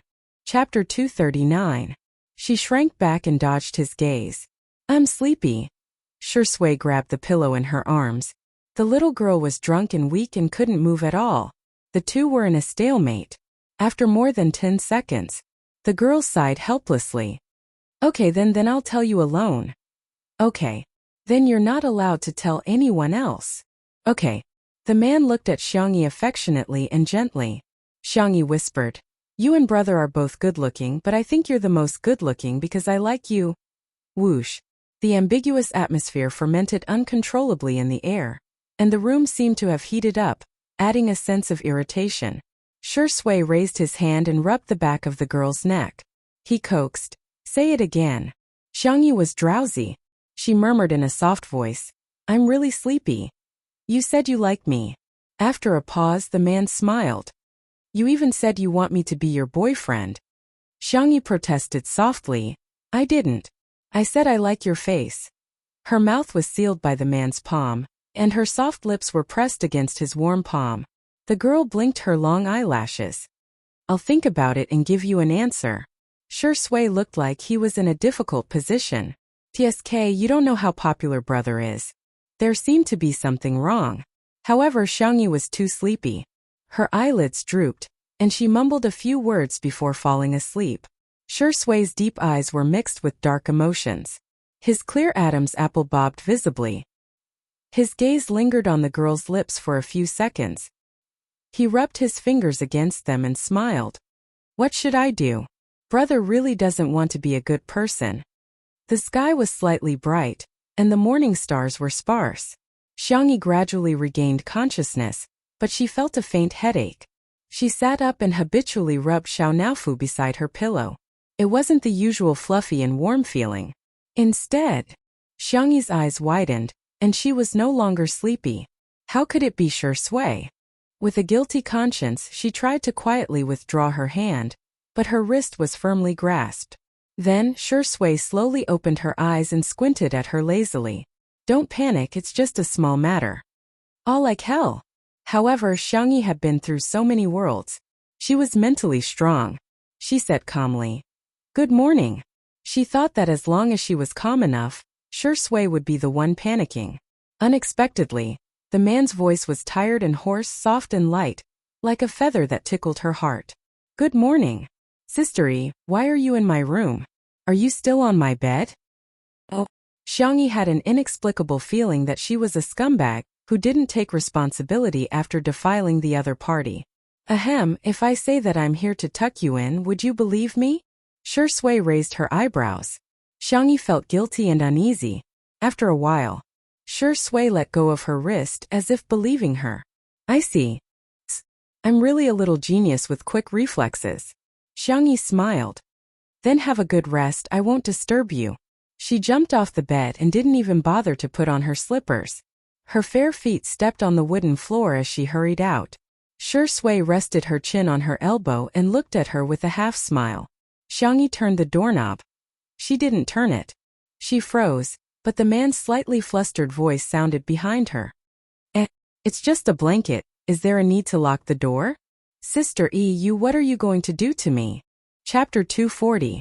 Xiangyi was completely dumbfounded. At the thought of her uncle Xiangfeng singing in a tree when he was drunk, a look of horror appeared in her eyes. Did she also get drunk and go crazy? For example, breaking into Shui's room and taking advantage of him sleeping. Oh, what did she do last night? If you like Big Brother, you can just tell me. Shui sat up straight and slowly put on his glasses. You don't have to be so scheming. Xiangyi. She turned her head and found that Shui's pajamas were in a mess and he looked aggrieved and helpless. Xiangyi hesitated for a few seconds, then silently stepped forward and covered Shui with a blanket. Shui raised his eyebrows. Huh. Do you want to go take a shower? Xiangyi recalled the romance novels she had read with Xiao Naofu when she was bored. Although you may not be clean anymore, please don't cry, okay? I will be responsible for you. Let me think about it. The development of this matter was beyond Shui's expectations. He lowered his eyelashes to hide the smile in his eyes and replied, Then I'll go take a shower. In the living room. When Xiangli woke up, he was in a daze. He fumbled around and found his glasses, only to realize that he was in his room. He seemed to have fallen last night and the bodyguards had sent him back. Thinking of his perfect lock, the corners of Xiangli's mouth curved up. As expected of me. The next second, the phone next to his pillow vibrated. He picked it up and saw that it was a message from his sister. Tutu. Brother. Tutu. Brother, I did something wrong. What should I do /cry? Xiangli frowned and typed with one hand. Don't cry, speak slowly. Tutu. I drank too much last night and walked into the wrong room /cry. Seeing this, Xiangli suddenly had an ominous feeling. Where are you? Buzz Tutu. I'm in Brother Shui's room. Xiangli? He threw off the quilt and rushed to Shui's room. The door was still locked, but he had no time to look for the key. He called for his bodyguards and used brute force to break in. Xiangli was startled by the noise, and her phone almost fell to the ground. Xiangli was furious. He grabbed his sister's wrist and walked out. Just then the bathroom door opened. Shui was only wearing a pair of black sweatpants. His body was well proportioned, with broad shoulders and a narrow waist. His abdominal muscles were well defined, and his V-line line snaked into the black pants. As he dried his hair, the smooth muscles of his forearms became more and more obvious. The man blinked his peach blossom eyes and dragged his voice. Sister E, I'm done. Have you thought about it? Xiangli roared. Put on your clothes. What kind of scandal is this? Only then did Shui slowly pick up the thin sweater on the shelf and put it on. He stared at Xiangli, looking innocent and pitiful. Xiangli, Brother Tingrui, don't be so fierce. You'll scare him. Xiangli was so angry that he almost vomited blood. You're still protecting this B** starred. Shui leaned against the door frame. Part of his sweater had slipped off, revealing his collarbones and protruding Adam's apple. He blinked innocently. Huh? Didn't Sister E lock the door? TSK, I wonder who did it. Xiangli. Of course, he couldn't admit that he did it. Otherwise, he would turn from a genius brother to a fool brother in front of his sister. Xiangli tugged at her brother's sleeve and whispered. Brother, I don't know who locked the door, but I think I took advantage of him. Xiangli. Xiangli looked pitiful. How can I take responsibility for it to show my sincerity? Xiangli. You even tricked my tutu. King Shui, are you still human? Chapter 241. Xiangli was pushed out of the room by her brother. Then the door was slammed shut. Before the door was closed, Xiangli saw her brother rolling up his sleeves. Are they going to fight? She wanted to go in, but she heard her brother yelling through the door. Go back to your room. Then Shui's gentle and calm voice sounded. Don't worry, I'll have a good chat with your brother. Xiangli scratched her head and chose to believe them. She walked towards her room. Her hungover brain was slower than usual, so she didn't notice that someone was secretly taking photos of her coming out of Shui's room outside the floor-to-ceiling window. In the kitchen, porridge was simmering in the casserole pot, and the fragrance of the rice wafted out through the crack in the door. Xiangli wanted to make up for it, so she made a particularly sumptuous breakfast, which was all Shui's favorite dishes.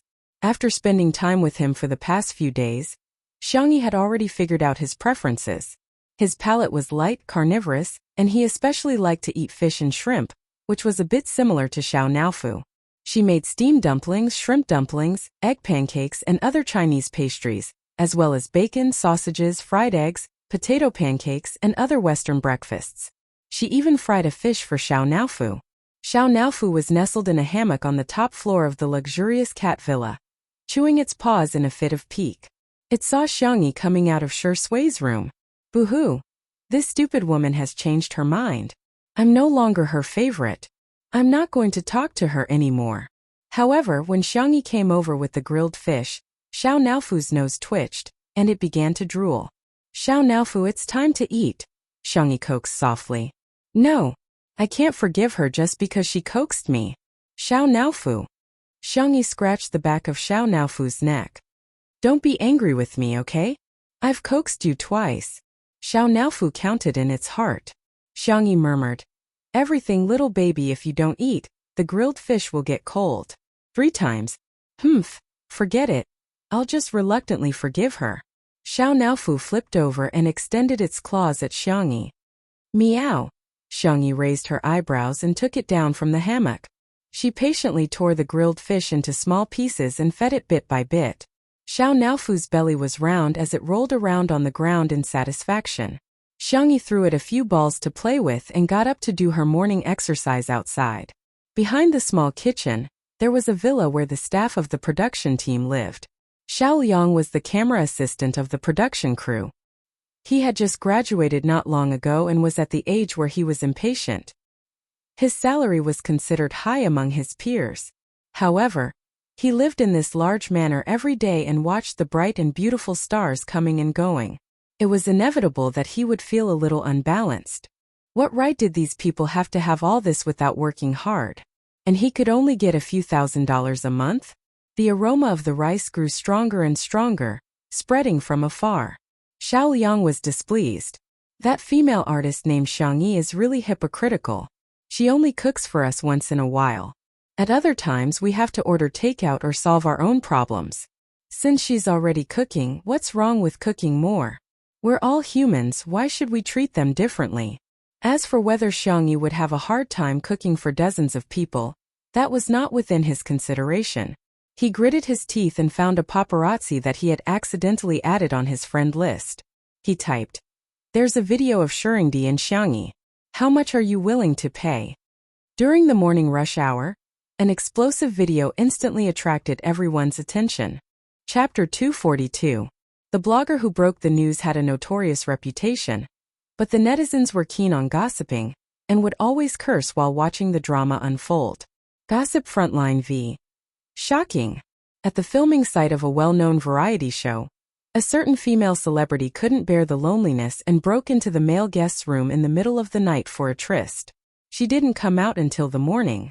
The female guest's brother flew into a rage when he found out about it, deeply ashamed of himself for having such a shameless sister.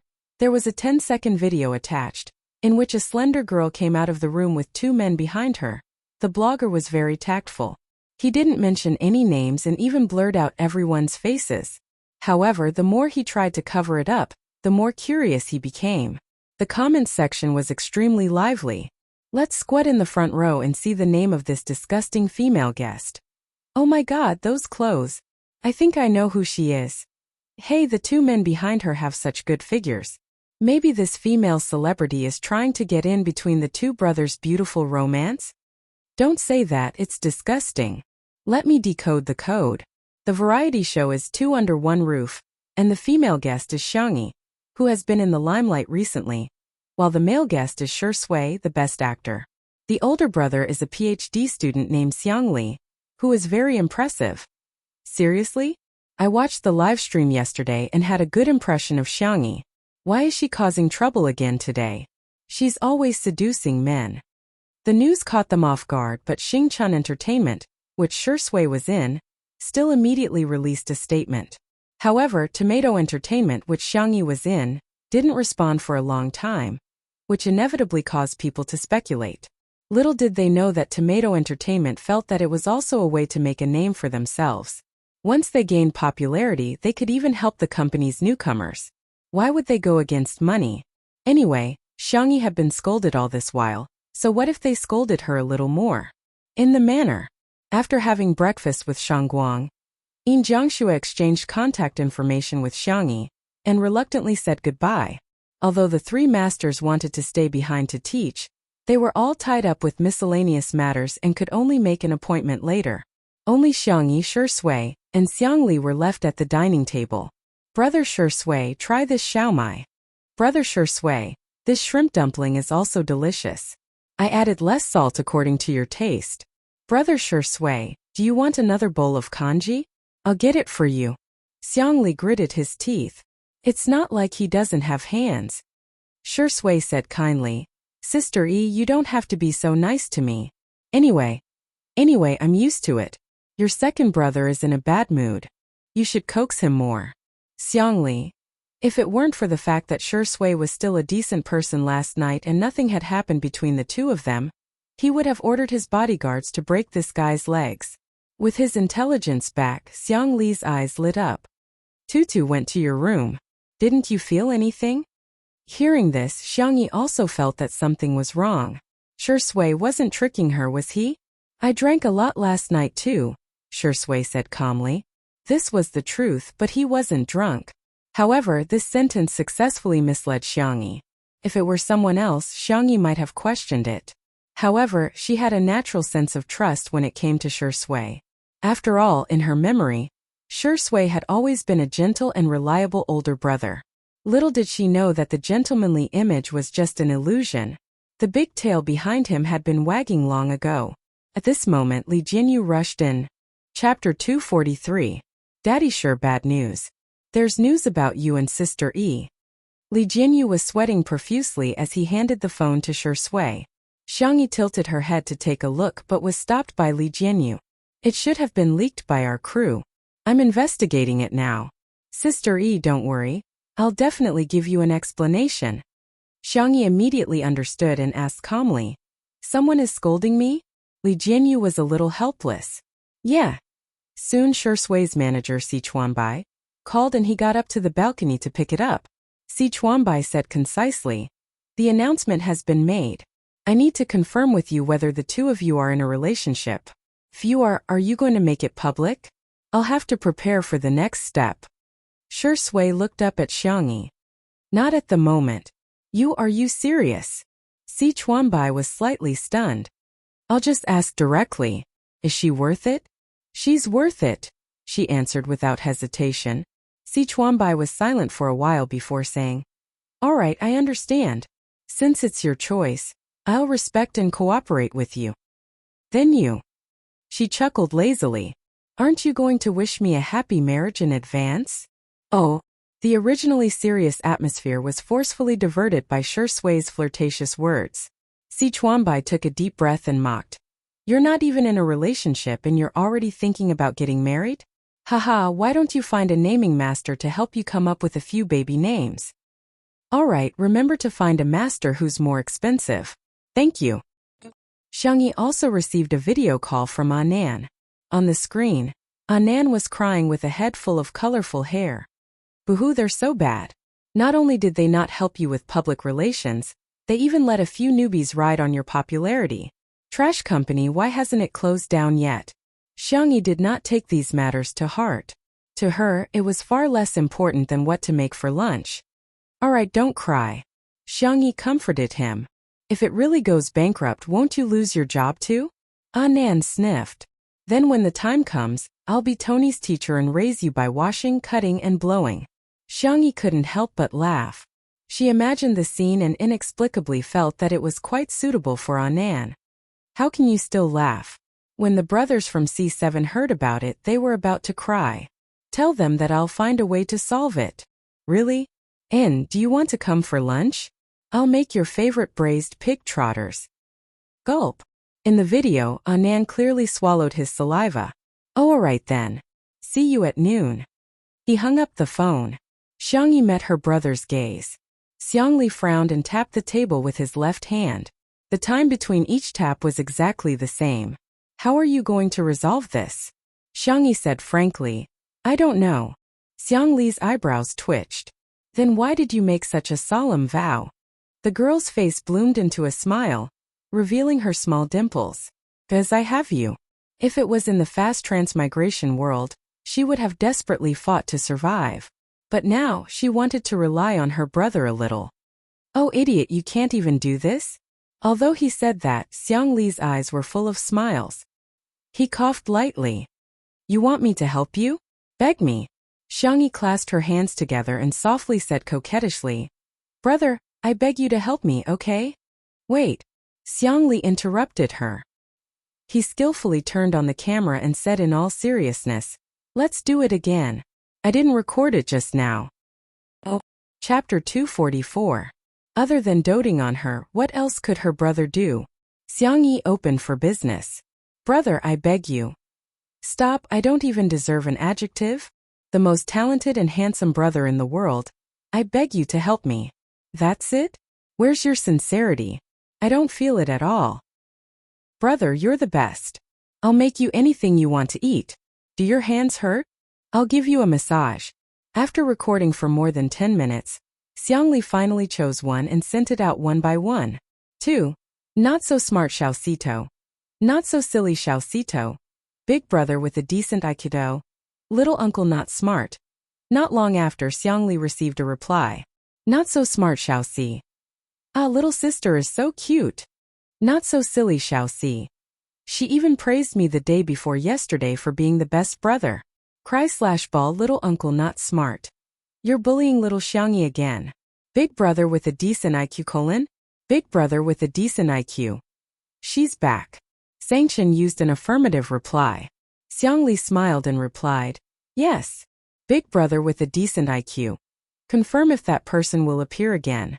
Seeing this, Xiangli frowned slightly. He suddenly felt disgusted when he thought of the existence that had occupied his sister's body for the past year. In fact, Sangchen had already noticed that something was wrong from the beginning. That was why Sangchen signed the agreement to restrict Xiangyi from causing trouble. After interacting with Xiangyi, Xiangli had also guessed it. Xiangqi had his suspicions, but he wasn't sure. Xiangyu had a vague feeling that his sister was acting strangely. As for Xiangfeng, it was better not to mention it. In the manner, the filming was done at night on weekdays, so the staff still had a lot of free time during the day. Xiao Liang looked at the balance on his cell phone and was extremely excited. It turned out that a piece of news could be sold for so much money. After tasting the sweetness of it, he was thinking about how to shoot a more exciting video. If he did it a few more times, wouldn't he be able to become rich? Seeing the girl watering the flowers with a watering can in the sea of flowers outside the window, greed appeared in Xiao Liang's eyes. If he put a few pinhole cameras in her bedroom and bathroom, he might be able to get a video that could be sold at a sky-high price, or he could threaten her. Thinking of the FRB kneeling at his feet and begging him, Xiao Liang felt great. Just as he was searching for a camera on the internet. Bang! The door was kicked open by someone. Looking at the few well-built bodyguards at the door, Xiao Liang was scared witless. His voice trembled uncontrollably. "This is my room. It's too disrespectful of you to barge in like this." These bodyguards had been secretly protecting Xiangli all year round, and they had long developed the habit of obeying orders. He didn't waste any more words with him and directly carried him to the courtyard. "Hey, what is the meaning of this? Let me go!" Xiao Liang yelled. "I'm the assistant cameraman of the production crew. Do you guys have any respect for our production crew?" When the staff saw this, they all gathered around. "What's going on? Hey, what right do you have to do this? Director Li, look at them. This is too much." Li Jianyu's face was cold. Quiet. He was usually joking around, and the average age of the staff was young, so no one was afraid of him. However, when Li Jianyu became serious, the scene suddenly quieted down. "The news on Weibo today was a mistake by our production crew. Here, in addition to apologizing to teacher Xiangyi, I also want to seek justice for teacher Xiangyi." Chapter 245. Li Jianyu's sharp gaze shot towards Xiao Liang. Xiao Liang's face was pale and his forehead was covered in cold sweat. However, he refused to admit it. "Are you suspecting me? How could I do such a thing?" Li Jianyu said coldly. "If you admit it now, I won't hold you legally responsible." He wanted to give Xiao Liang one last chance. However, Xiao Liang thought that he was bluffing. Didn't he just take a video?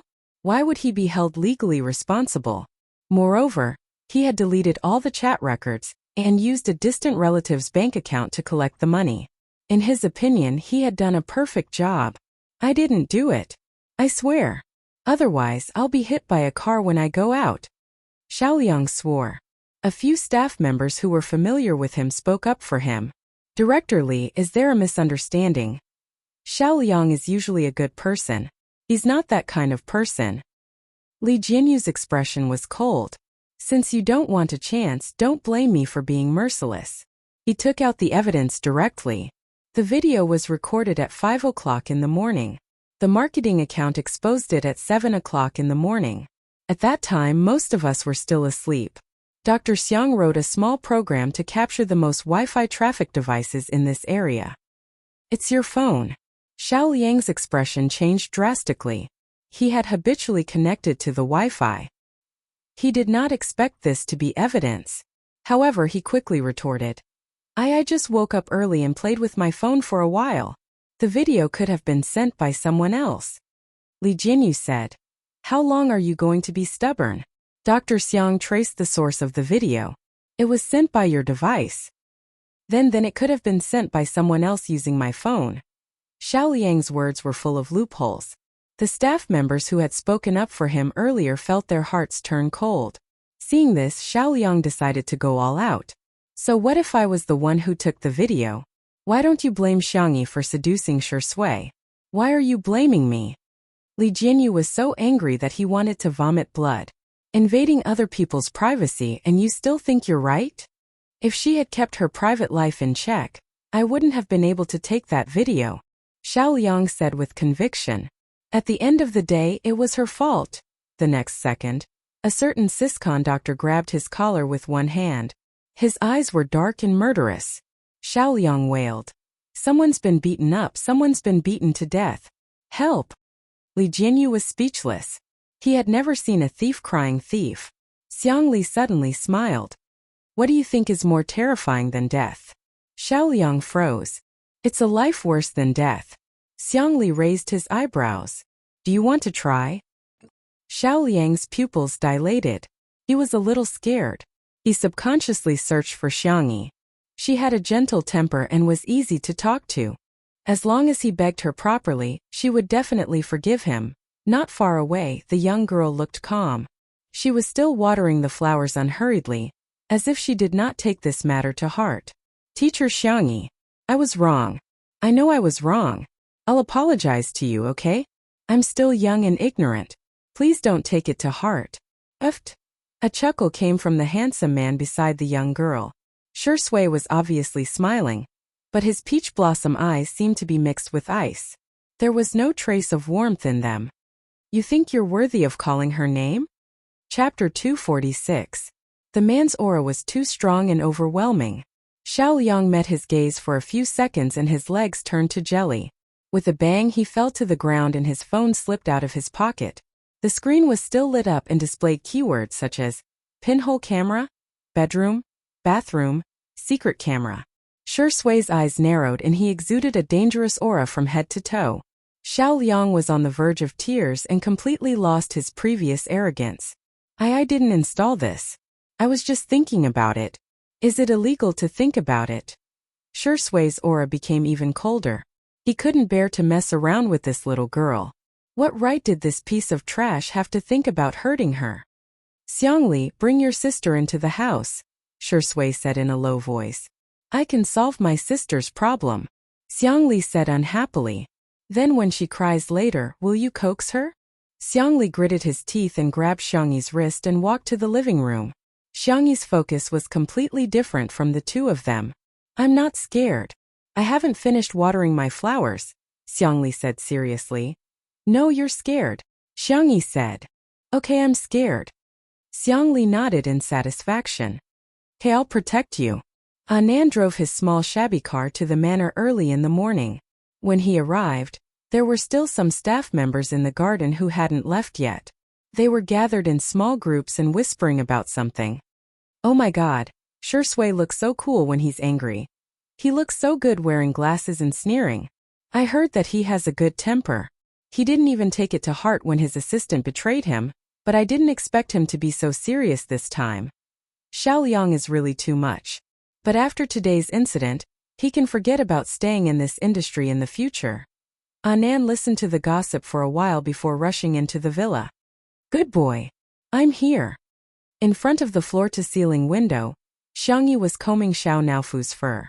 The little kitten was sleeping soundly with its head facing the sky and snoring contentedly. Anand, humans are not as good as cats. Xiangyi smiled and said, the pork trotters are ready. Is there anything else you want to eat? I'll eat whatever you make. Anand chuckled. He took out his phone and showed it to Xiangyi. That's strange. Our company has changed. They're actually helping you with public relations.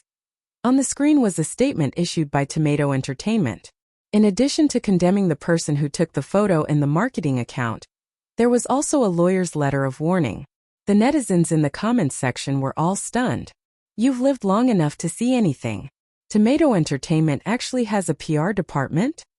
OMG, FQ didn't even appear when C7's fans were fighting so fiercely. This time he actually stepped in personally for the vase fairy. Oh wow, this Lin Chen law firm is one of the top law firms in the country. Why would they take on such a small case involving an artist's reputation? There were also two groups of fans who didn't like each other. Marketing accounts are taking things out of context to begin with. What can a video prove? Don't you know that Shuringdi hates women? There's no way he likes Xiangyi. With all due respect, our sister E is both salty and sweet. She's rich and talented, and she even has a few immortal brothers. Please don't mislead us. Our sister E just wants to be beautiful by herself. But more than that, the CP fans were celebrating. There should be a dozen more trending searches like this. We're in the same room. Sisters, I'll call you first. Ah. In 2 days, I'm going overseas to shoot a double magazine cover. I don't care. Honey. Moon. Duck.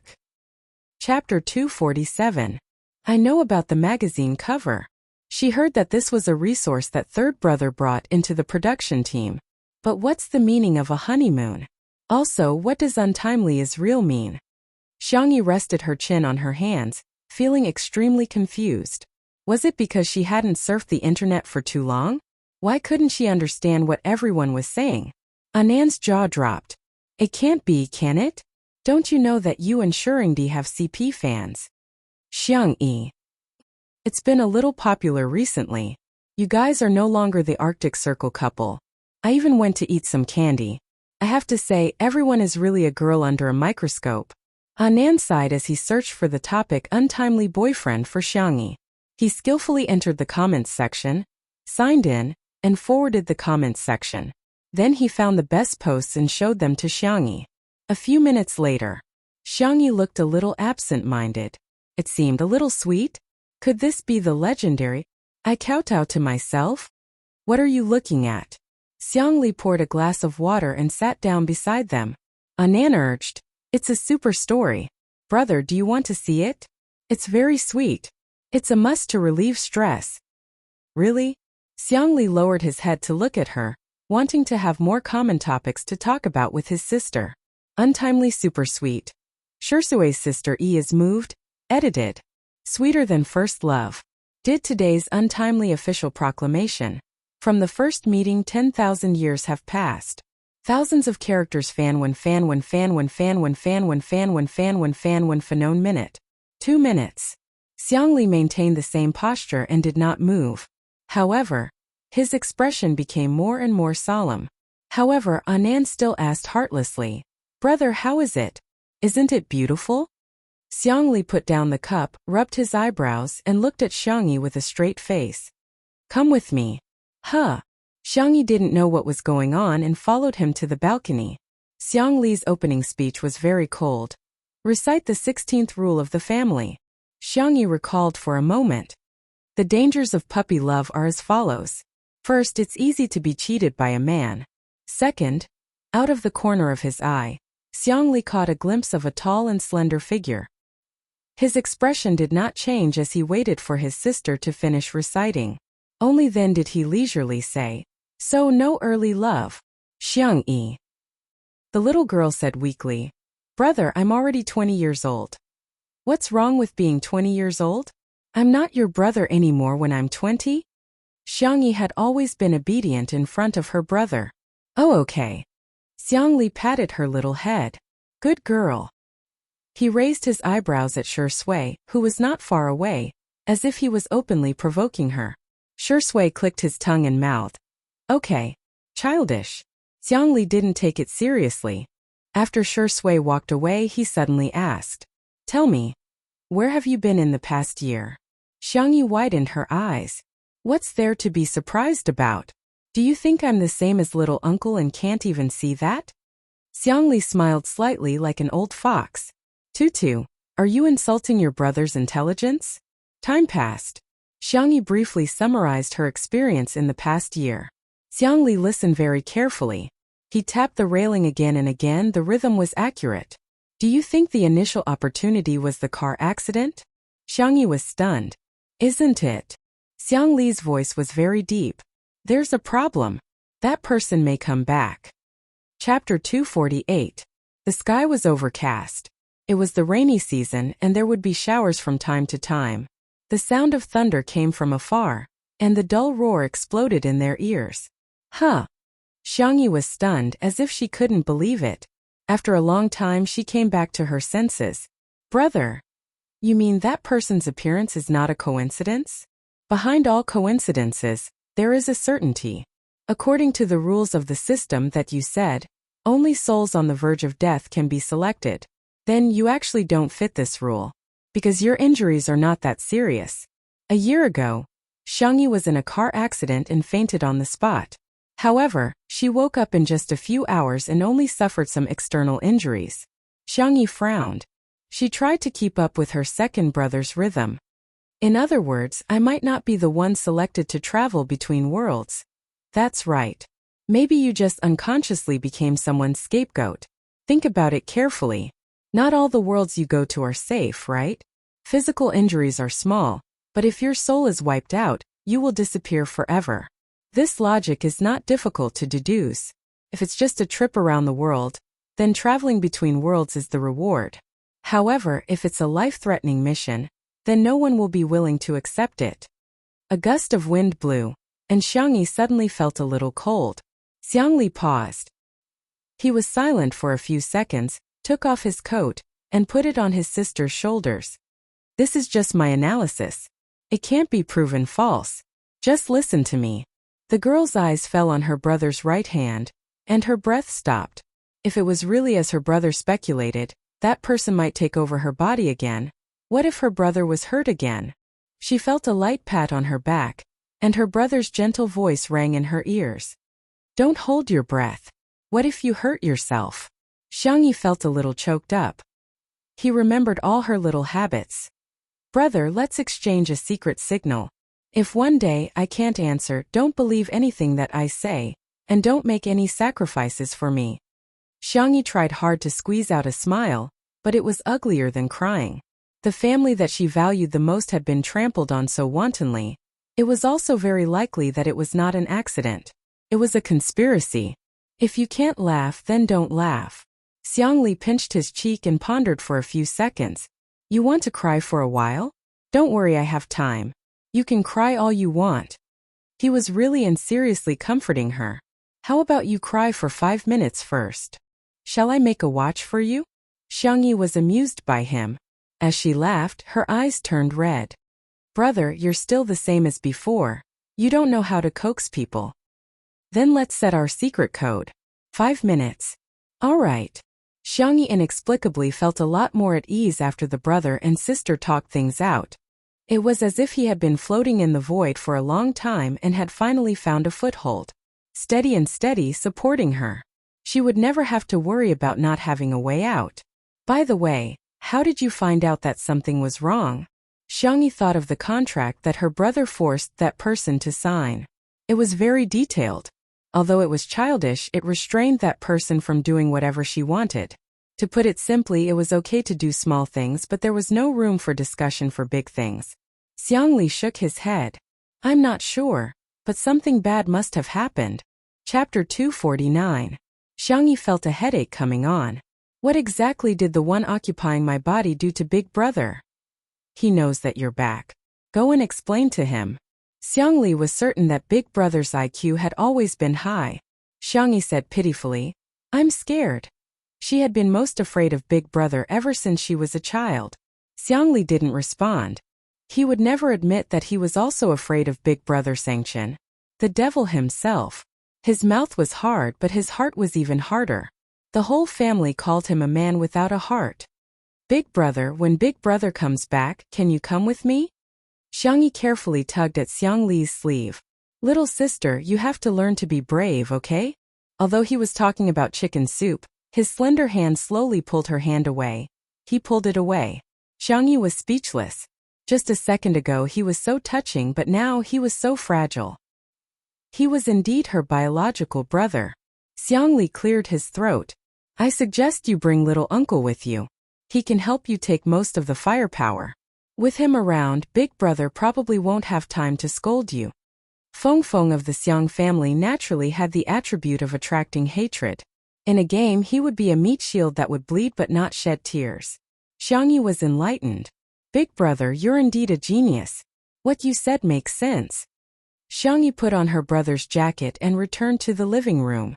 Shi Sui, who was teasing Xiao Naofu, paused and glanced at her.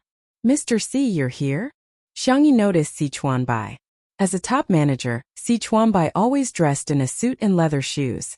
She felt that he was more like a domineering CEO than little uncle. Si Chuanbai nodded. Miss Xiang. He was here to work with Shi Sui. Anand stared at Si Chuanbai for a long time before moving closer to him and asking softly, "Are those sparkling cufflinks made of obsidian?" That envious look in her eyes was similar to when she bought a 5-cent popsicle when she was a child and saw her classmates eating a 5-yuan milk popsicle. Si Chuanbai. He smiled politely. Yes. Anand immediately let out a heartfelt sigh. Wow. They were both agents, but Si Chuanbai was clearly an elite in the workplace, and he's a social animal at best. Si Chuanbai, on the other hand, felt that Xiangyi's manager was too unreliable. That gaudy, colorful hair and that silly smile. Si Chuanbai also couldn't understand the way he interacted with Xiangyi. The two of them didn't seem like working partners but more like best friends. Anand was hungry before dinner time, so Xiangyi made him a bowl of noodles mixed with scallion oil. Seeing Anand eating so happily, Si Chuanbai frowned. Was it really that delicious? Could it be an act? But when lunch was served, braised pig trotters, braised chicken feet, braised duck neck, braised dried tofu, braised mushrooms, a rich aroma assaulted his nostrils. The ingredients had all been stewed until they were soft and tender. They were wrapped in a layer of thick and shiny marinade, and sprinkled with a little sesame to decorate them. This large platter of braised food instantly captured all of Si Chuanbai's attention. He maintained a reserved image and picked up his chopsticks to pick up the stir-fried vegetables closest to him. Suddenly, a large and soft pig trotter was stuffed into his hands. Choo-choo. Don't stand on ceremony. This is the biggest. Anand gnawed on the chicken feet and said in a muffled voice, Si Chuanbai. What a joke. He was such a strict, fastidious and clean person. Would he be as rough as this little colorful hair and chew on a pig trotter? But why did this damn pig trotter smell so good? Chapter 250. Si Chuanbai stared seriously at the pig trotter in his hand. After a few hours of marinating, it had a red and oily luster. It was a little hot in his hand, and the overbearing aroma went straight into his nose. He started to salivate uncontrollably. Just one bite would do. With the mentality of giving it a try, he elegantly tore off a bit and tasted it. The moment the tip of his tongue touched the marinated pig trotter, the collagen-rich pig trotter was incomparably soft. After chewing twice, it was fatty but not greasy. The meat was slightly springy and chewy. The aroma of the marinating sauce permeated every inch of the meat, even the bones. The combination of fragrance, sweetness, saltiness, freshness and spiciness with a strong invasiveness instantly occupied Si Chuanbai's taste buds. Hey, how could it be? How could it be? This damned pig trotters were actually so delicious. Si Chuanbai's hands trembled slightly. Slowly tearing and eating with his hands was no longer enough to satisfy him. Cursing under his breath, Si Chuanbai raised the pig trotter and took a big bite. This brought about a sense of satisfaction that couldn't be found in small bites. The gold medal manager, who had always been known for being meticulous and serious, had lost all his image at this moment. He was holding the pig trotter and chewing happily. This scene fell into Anand's eyes. Had Mr. C never eaten good food before? The speed at which he swept everything away was too exaggerated. He must have been too busy and didn't have time to eat properly. Thinking of this, Anand looked at him with eyes full of sympathy. Thus, after Si Chuanbai finished the pig trotter, there were chicken feet, braised eggs, dried tofu, lotus root slices on the plate in front of him. The initiator, Anand, still didn't know that he had caused Si Chuanbai's image to be destroyed. He smiled foolishly at him. Si Chuanbai's chewing paused slightly. Oh, this little colorful hair, after looking at it for a long time, was quite pleasing to the eye. After the meal, Si Chuanbai wiped his hands and mouth with a wet towel and returned to his professional side. He looked at Shi Sui and said in a low voice, I have something to tell you. Shi Sui. He originally thought that his manager wanted to talk to him about something serious, but he didn't expect Si Chuanbai to sincerely and seriously ask, Do you want me to help you look at the wedding venue? Do you want to look at the confinement center too? Speaking of children, there doesn't seem to be any good houses in the school district under your name. Si Chuanbai's tone could only be described as angry. If you're like this, how can I be at ease with Miss Xiangyi marrying you? Shi Sui slowly typed a question mark. Where? Whose manager are you? Si Chuanbai shook his head. No, you can't do this. Looks like I'll have to get you other jobs besides 2 under one roof. Otherwise, how are you going to make money for the baby's milk powder? Sure sway. Do I look like someone who can't support his wife and children? It doesn't matter if you're alone. But do you have the heart to let Miss Xiangyi suffer with you? Do you want to be a gigolo? Sure Sui raised her eyebrows. That's a good suggestion. Si Chuanbai sneered, completely forgetting how much he despised Xiangyi and betrayed her. Hey, do you think you can be a gigolo just because you want to? Miss Xiangyi is so popular. She's beautiful, kind, and good at cooking. There are a lot of puppies lining up to get her number. An old man like you who's almost 30 years old, what number can you get? Sure Sui. Your ability to lose your memory on the spot is amazing. Smiley face. Chapter 251. Your ability to lose your memory on the spot is really amazing. Sure Sui, who had been stabbed in the heart by his agent, rubbed his eyebrows and said helplessly, "It's only been one meal, and you're already part of her family? If I were part of Miss Xiangyi's family." Si Chuanbai paused and smiled. "You wouldn't even be able to enter our house." Sure Sui. He habitually searched for Xiangyi's figure and looked around. Xiangli was cleaning up the dishes. The men of the Xiang family had always been very conscientious when it came to housework. Anan was studying Si Chuanbai's rare leather briefcase. Even with Si Chuanbai's permission, he still didn't dare to touch it. Finally, he saw Xiangyi by the tatami mats near the floor-to-ceiling windows. The girl was coaxing Xiao Naofu to eat the hair cream, but it refused to eat it. "Xiao Naofu, if you don't eat this, you'll have a hairball in your stomach." Xiangyi softly coaxed it. Xiao Naofu, who knew her temper, not only refused to eat it, but it also angrily slapped the hair cream to the ground with its paws. Xiangyi was at her wits' end. Just as she was at her wits' end, Sure Sui suddenly came to her side and picked up Xiao Naofu.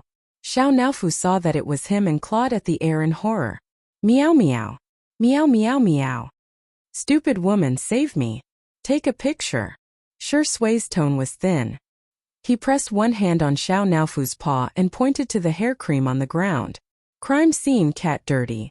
Xiangyi blinked her eyes and did as she was told. She snapped a photo. Xiao Naofu. "Meow meow meow. This hoo-hoo is not a cat." Sure Sui. Criminal Xiao Naofu, sentenced to 3 days in jail and deprived of dried fish for a week. Xiao Naofu seemed to have suffered a huge blow. Its face was round, and its cat eyes were even rounder. It cried out pitifully and aggrievedly, "Meow meow meow." Xiangyi's heart softened as soon as it acted like a spoiled child. "Forget it. It's its first offense. Give it a chance." Sure Sui pondered for a moment and said, "If you behave well, the execution can be postponed." He held the kitten in front of him and raised his eyebrows. "Listen to Sister E, okay?" He deliberately chose a blind spot in Xiangyi's field of vision and mouthed, "Or I'll take you to sterilize." Xiao Naofu was so scared that its tail curled into a ball, protecting its vital parts.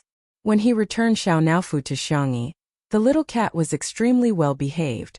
Not only did it eat the hair bomb, but it also extended its paws to let Xiangyi cut its nails.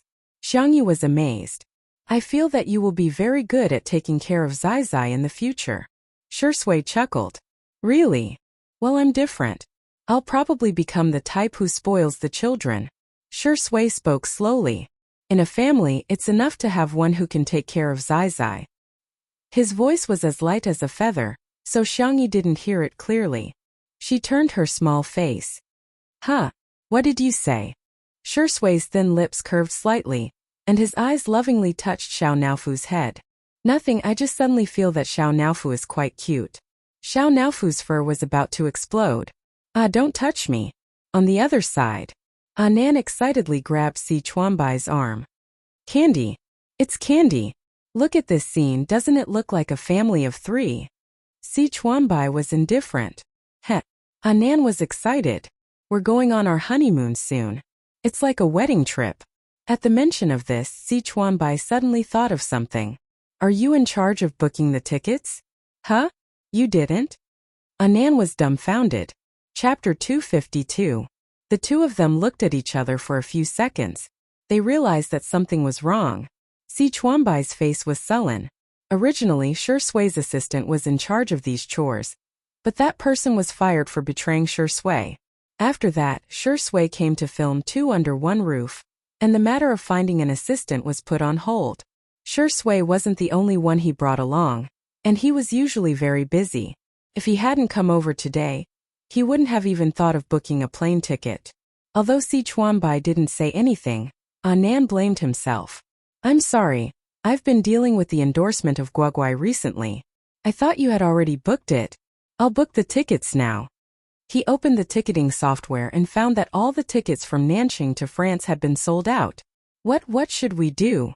Nan was getting more and more flustered. If we can't make it, won't the cover of the double magazine be ruined? Si Chuanbai said. Don't worry. See if there are any flights in the neighboring cities. Nan exclaimed. Yes, I'll take a look now. However, unfortunately, the tickets to Country F from the nearby cities were all sold out. It would take 4 or 5 hours to drive to the nearest city where tickets were available, and there were no first class or business class tickets available. The flight to France would take a long time, and it would be very tiring to sit in the economy class. Then they would have to go for a high-intensity shoot. Si Chuanbai's brows were furrowed so tightly that they could almost kill a fly. Nan looked like he was about to cry. Book the economy class tickets first. I'll take care of the rest. In the evening, in the live stream of Two Under One Roof, the two agents left after lunch. Xiangli received an urgent call in the evening and returned to the research institute for the time being. The plain and heartwarming scene attracted the attention of countless netizens. There were only 2 people and a cat at the dinner table, and the netizens immediately began to tease them. Two Under One Roof. Look what I found. Today Shui and Sister E are both wearing white clothes, and Xiao Naofu is white too. They're openly wearing parent-child outfits. What parent-child outfits? Ha ha ha ha. Xiao Naofu is offended. What the F***ck? Shui is actually putting food in the vase fairy's bowl. Under everyone's gaze, the man in the camera calmly and naturally served Xiangyi food and soup. It could be said that he was extremely virtuous. Rest early later. I'll clean up and give Xiao Naofu a bath. The netizens who had watched the video in the morning were dumbfounded.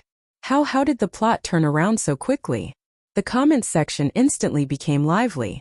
Don't you guys think that Shuringdi looks like a virtuous husband and father? What kind of **T were these marketing accounts spouting? Was this called the vase fairy seducing Shuringdi? This is called Shuringdi trying to please the vase fairy. The way Shuringdi looks at Sister E is really different. If you don't believe me, you can compare the way he looks at other women in the movies. Aren't CP fans so annoying? This is obviously a script. Are there really idiots who believe that variety shows don't have scripts these days? Oh my god, there's a big fan of Shuringdi on Weibo called All Is Well Year Round, who wants to stop being a fan. I can't watch the drama anymore. F***ck. This rich woman is super famous in the industry. She's Shuringdi's wife fan. Is she going to tear this young actress apart? I'm rubbing my hands excitedly. Although it was a Monday, the traffic was at its peak at night.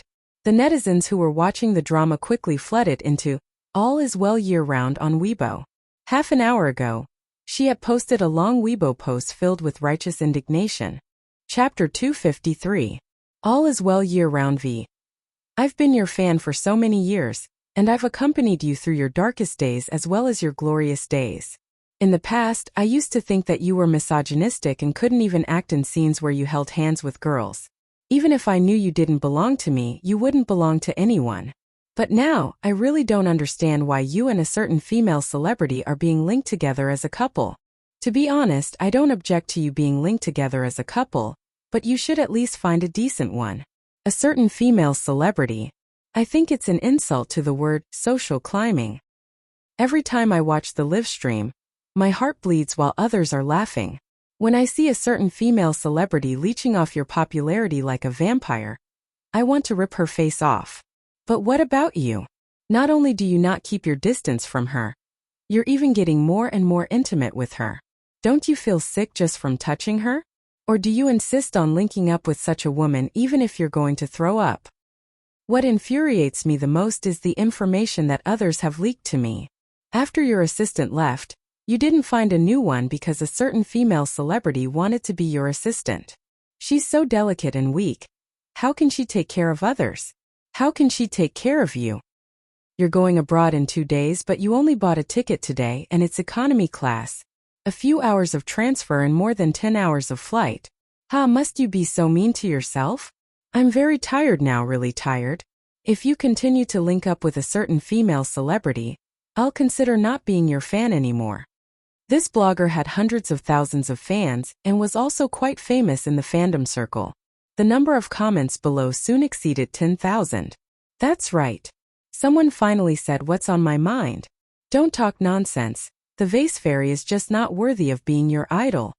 Where did she get the cheek to say that she wants to be Gij's assistant? Oh my god, she can't even book a plane ticket. Forgive me for being blunt, but she's a moron. I'm crying. Why is Gij so pitiful? Did the company force him to do this? I'm really going crazy after seeing the CP fans. How disgusting. Gij belongs to all of us, not that B*T. I'm so immersed. The thought of my idol being in love makes me want to kill someone. However, there were also netizens who raised doubts. If you don't understand, just ask. Shuringdi isn't an idol, right? It's understandable that idols are forbidden from dating, but since when are actors not allowed to date? After so many days of live streaming, Xiangyi should be the most polite to Sure Sui. On the other hand, Sure Sui is the one who's taking the initiative to express her goodwill. Isn't Sure Sui the one who's hyping up the couple? Let's not talk about whether the assistant is real or not. Which celebrity would book their own plane tickets? The comments on Weibo were arguing nonstop and the live stream was also arguing with each other. Buzz. The phone on the dining table vibrated. Xiangyi picked it up and saw that it was a message from Anan. It started with a screenshot, followed by a series of crying emojis. She replied and looked at Sure Sui. Anan said that tomorrow's flight was suddenly cancelled because of the airport scheduling. Why don't I get someone to arrange for us to leave earlier tonight? Sure Sui. Okay, I'll listen to you. Xiangyi said indifferently. Okay. In the live stream, the fans who had rushed over after hearing the news were about to die of anger. You think we'll leave just because you said so? How are you going to fly without a plane ticket? How are we going to fly without a flight? Do you have any common sense? I'm so angry, I'm so angry. The magazine cover is going to be ruined, it's all your fault. Chapter 254. In the manor. Xiangyi found the butler's phone number and sent him a text message to explain the situation. Soon she received a reply from the butler.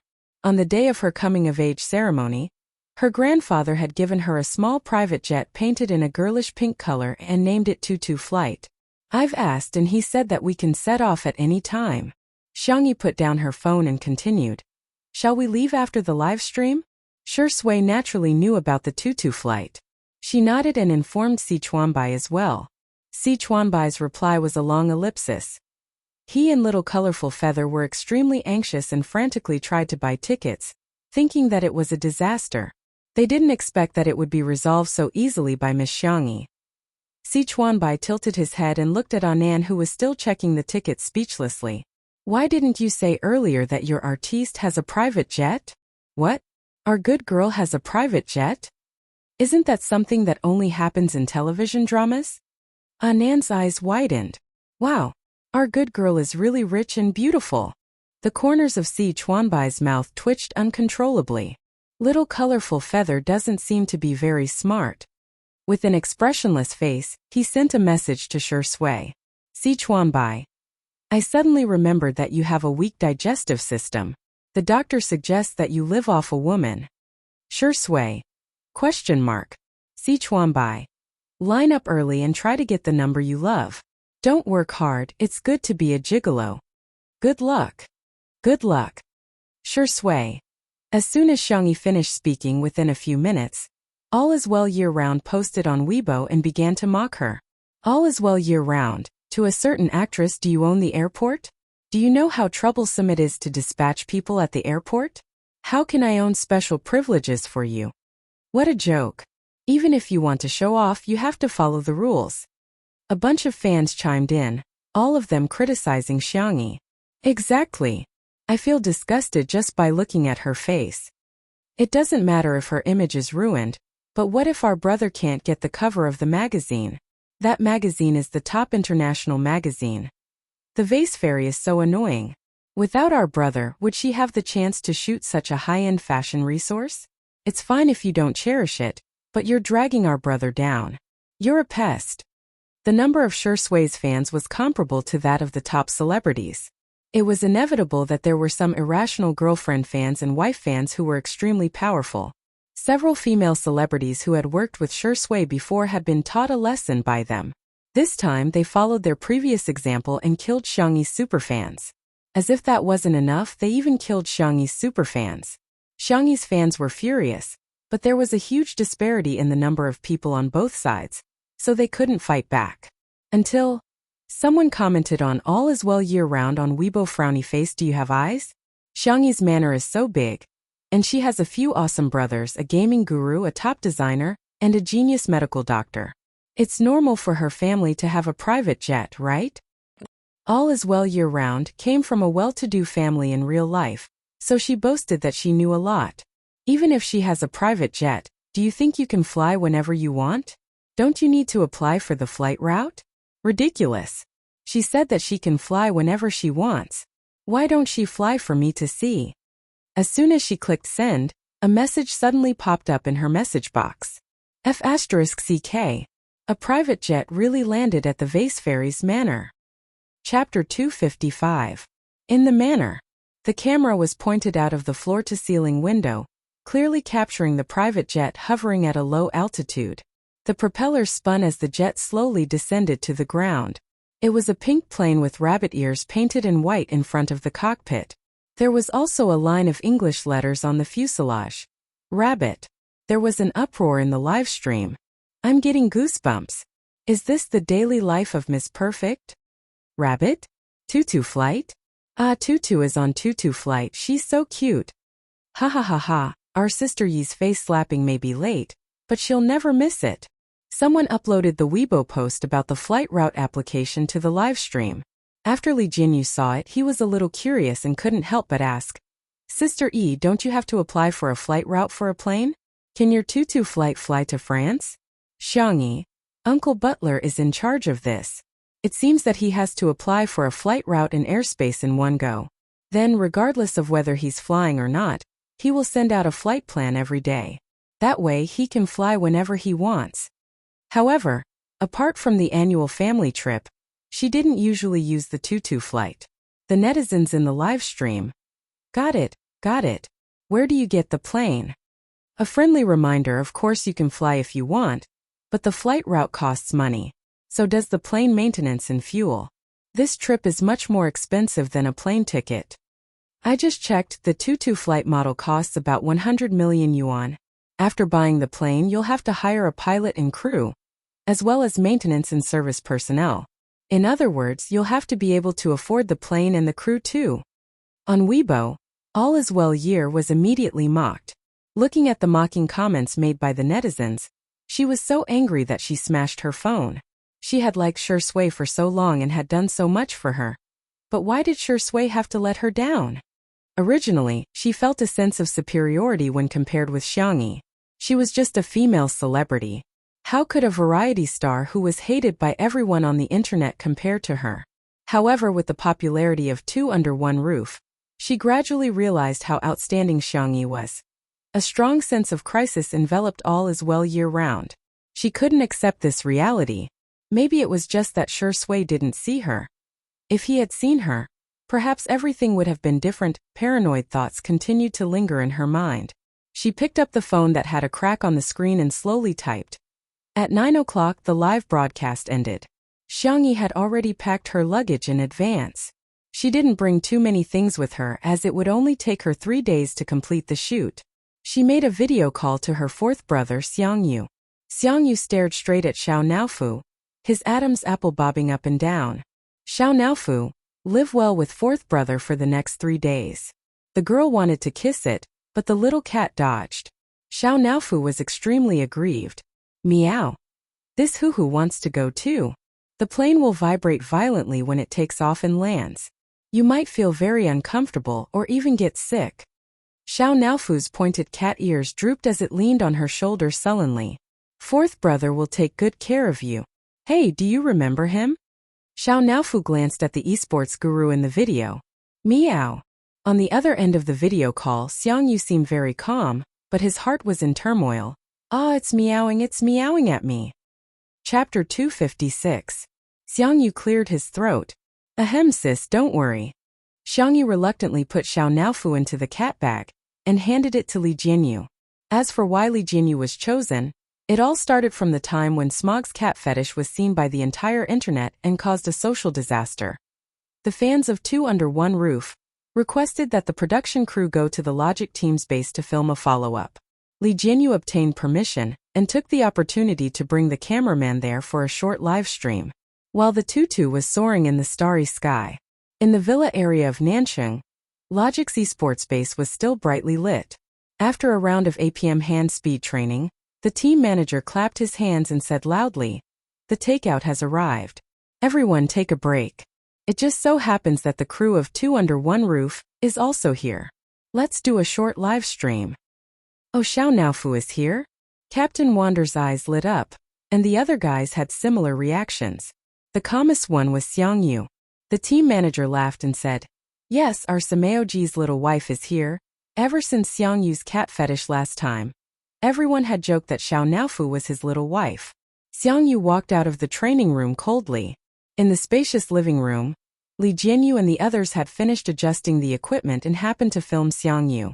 The live stream room was bustling with noise and excitement. Ah, it's Sameogo. Look at you guys calling him Sameogo so much, I can't remember his English name anymore. Big Brother looks so cool in black. Who would have thought that Big Brother was a cat fetish maniac? The cat bag was placed on the ground and Li Jianyu unzipped it. Xiao Naofu stuck out half of its head cutely. Its pointy cat ears trembled and its clear sapphire-like eyes stared straight at Xiangyu.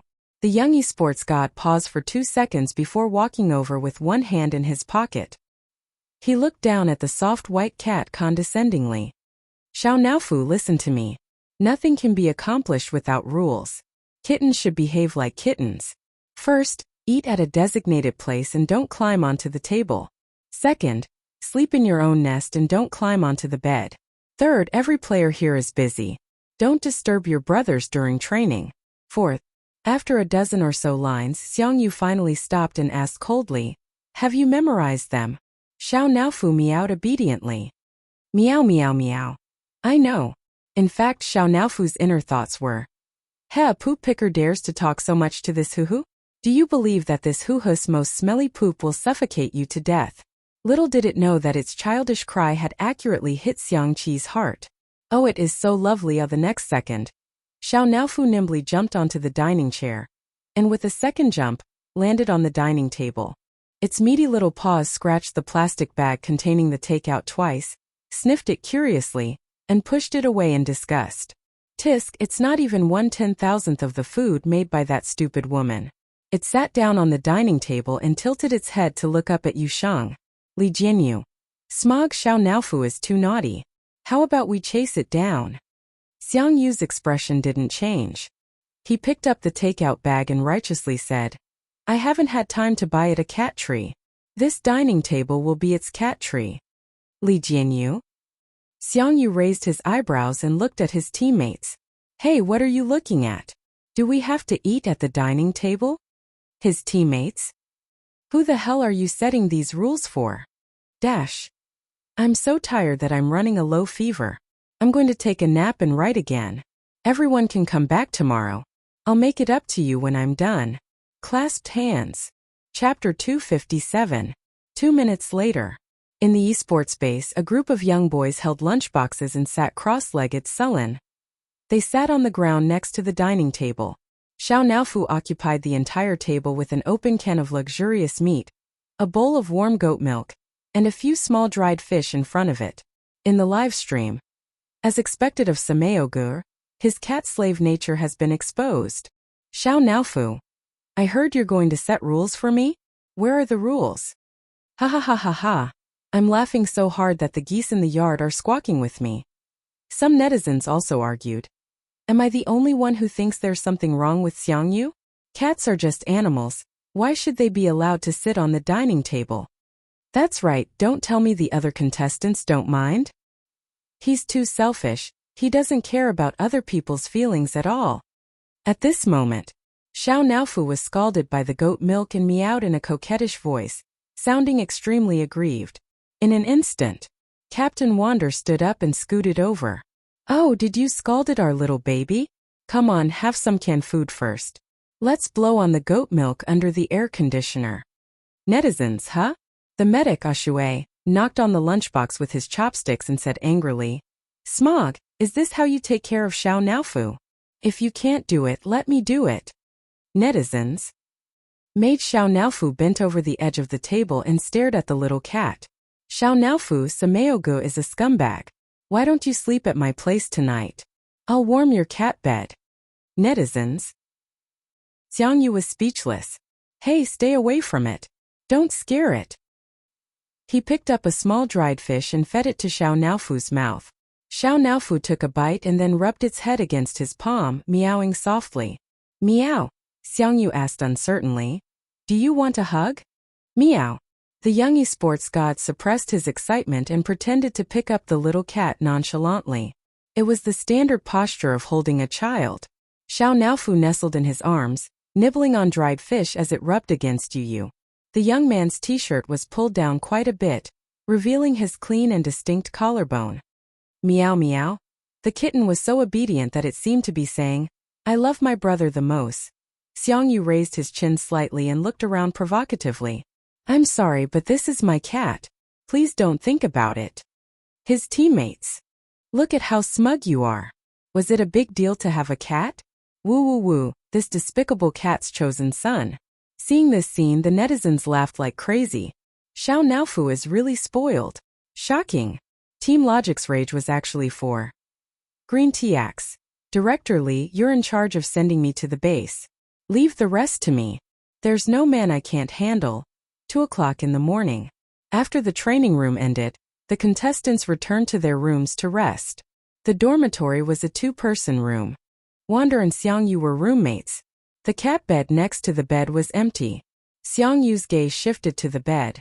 The little cat was lying in the middle of the bed with its head facing up, revealing its soft and round belly.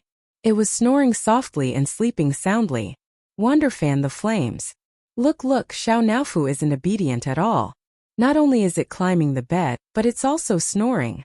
It's too much. The next second, Xiangyu shot him a sharp look and said in a low voice, Keep your voice down. Don't disturb Fufu's sleep. Wander. Chapter 258. It must be because the cat bed is too small. I'll sleep on the bed then. Xiangyu walked towards his captain's bed and said, I'll sleep in your bed tonight. You can go next door and squeeze with someone else. Why? Because I don't like to sleep with others, he said coldly. Wander was speechless. Listen, is that even human language? Meanwhile, All Is Well Year-Round posted a message on Weibo in the middle of the night, expressing her intention to commit suicide. All is well year-round. You guys have no idea how rare it is for a person who has been in the dark for a long time to have a ray of light. Now that my world is shrouded in darkness again, perhaps it's time to end all this pain. When the netizens who were surfing late at night saw this, they quickly rushed to comfort her. Sisters, don't let your imagination run wild. You're the cutest. Are you hungry? I'll order you some supper, okay? Are you suffering from depression? Oh my God, hurry up and see a doctor. All Is Well Year-Round replied a few of the comments, full of dejection. I hate myself like this. Maybe she's the most suitable for him. But I'm still so worried about him. I'm worried that he'll have a hard time. I've doted on him for so long. I can't bear to see him suffer even a little. She posted a picture which showed the city Shui and Xiangyi were going to. Due to the recent food festival, all the hotels were packed to the brim. After being incited by her, the fans immediately got angry again. They can't even book the plane tickets. Can that be to book a hotel? The thought of Xiangyu taking a 10-hour flight to a foreign country without even a hotel to stay in. Is he going to sleep on the floor at the airport? I also heard the news from Xingchun Entertainment. The vase fairy even took the initiative to ask to be Shersui's assistant. Xiang Yu didn't reject her out of courtesy at that time. She wouldn't take advantage of Xiang Yu's gentleness to hurt him so recklessly, would she? After a night, the netizens who woke up early habitually opened Weibo. The name All Is Well year-round was on the hot search list, so many people clicked on it. When they saw her post on Weibo and the strange imagination in the comments, everyone was dumbfounded. Xiao Hua was an office worker and wasn't very interested in chasing after celebrities. After watching Two Under One Roof for 2 days, she had a good impression of Xiang Yi and couldn't help but type frowny face. Even if you can't book a hotel, you can still sleep on the plane. Aren't you guys thinking too much? Unexpectedly, the moment this comment was posted, it was called out by All Is Well year-round.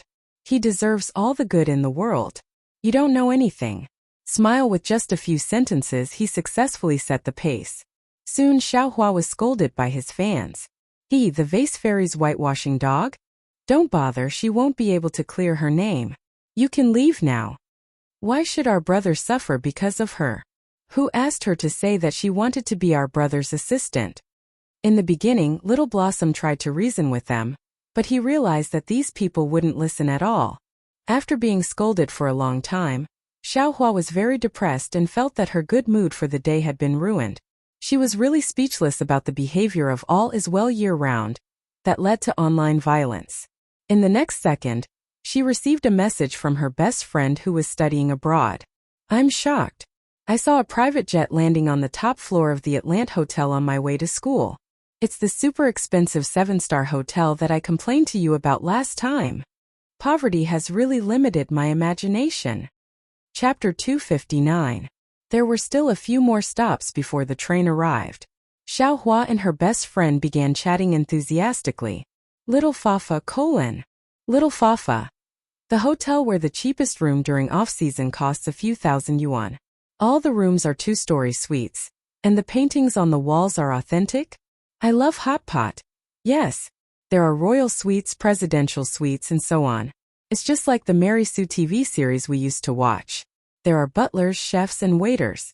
I love hot pot. Whoa, this plane even has rabbit ears. It looks so good. Sister, quickly become a rich woman and keep me. I want a pink plane too. I love hot pot. Picture. So cute. Xiao Hua sighed. She swiped her finger to select an emoji pack. Suddenly, she thought of something and clicked on the picture sent by her best friend. She zoomed in, and the English letters on the plane came into view. Rabbit. Tutu flight. Isn't that the private plane that Xiang Yi and Shuringdi took? Xiao Hua! Exclamation point. She switched to her Weibo page and posted the picture in the comments section of All Is Well year-round. She then imitated the sarcastic tone with the caption frowny face. No way. No way, right? Do you guys only know how to choose 4-star and 5-star hotels? Hehe, have you guys forgotten that there's the only 7-star hotel in the world in a city? The top floor of the hotel has its own helipad, a revolving restaurant in the sky, an underground ocean tunnel connected to a seafood restaurant, and a submarine to pick you up.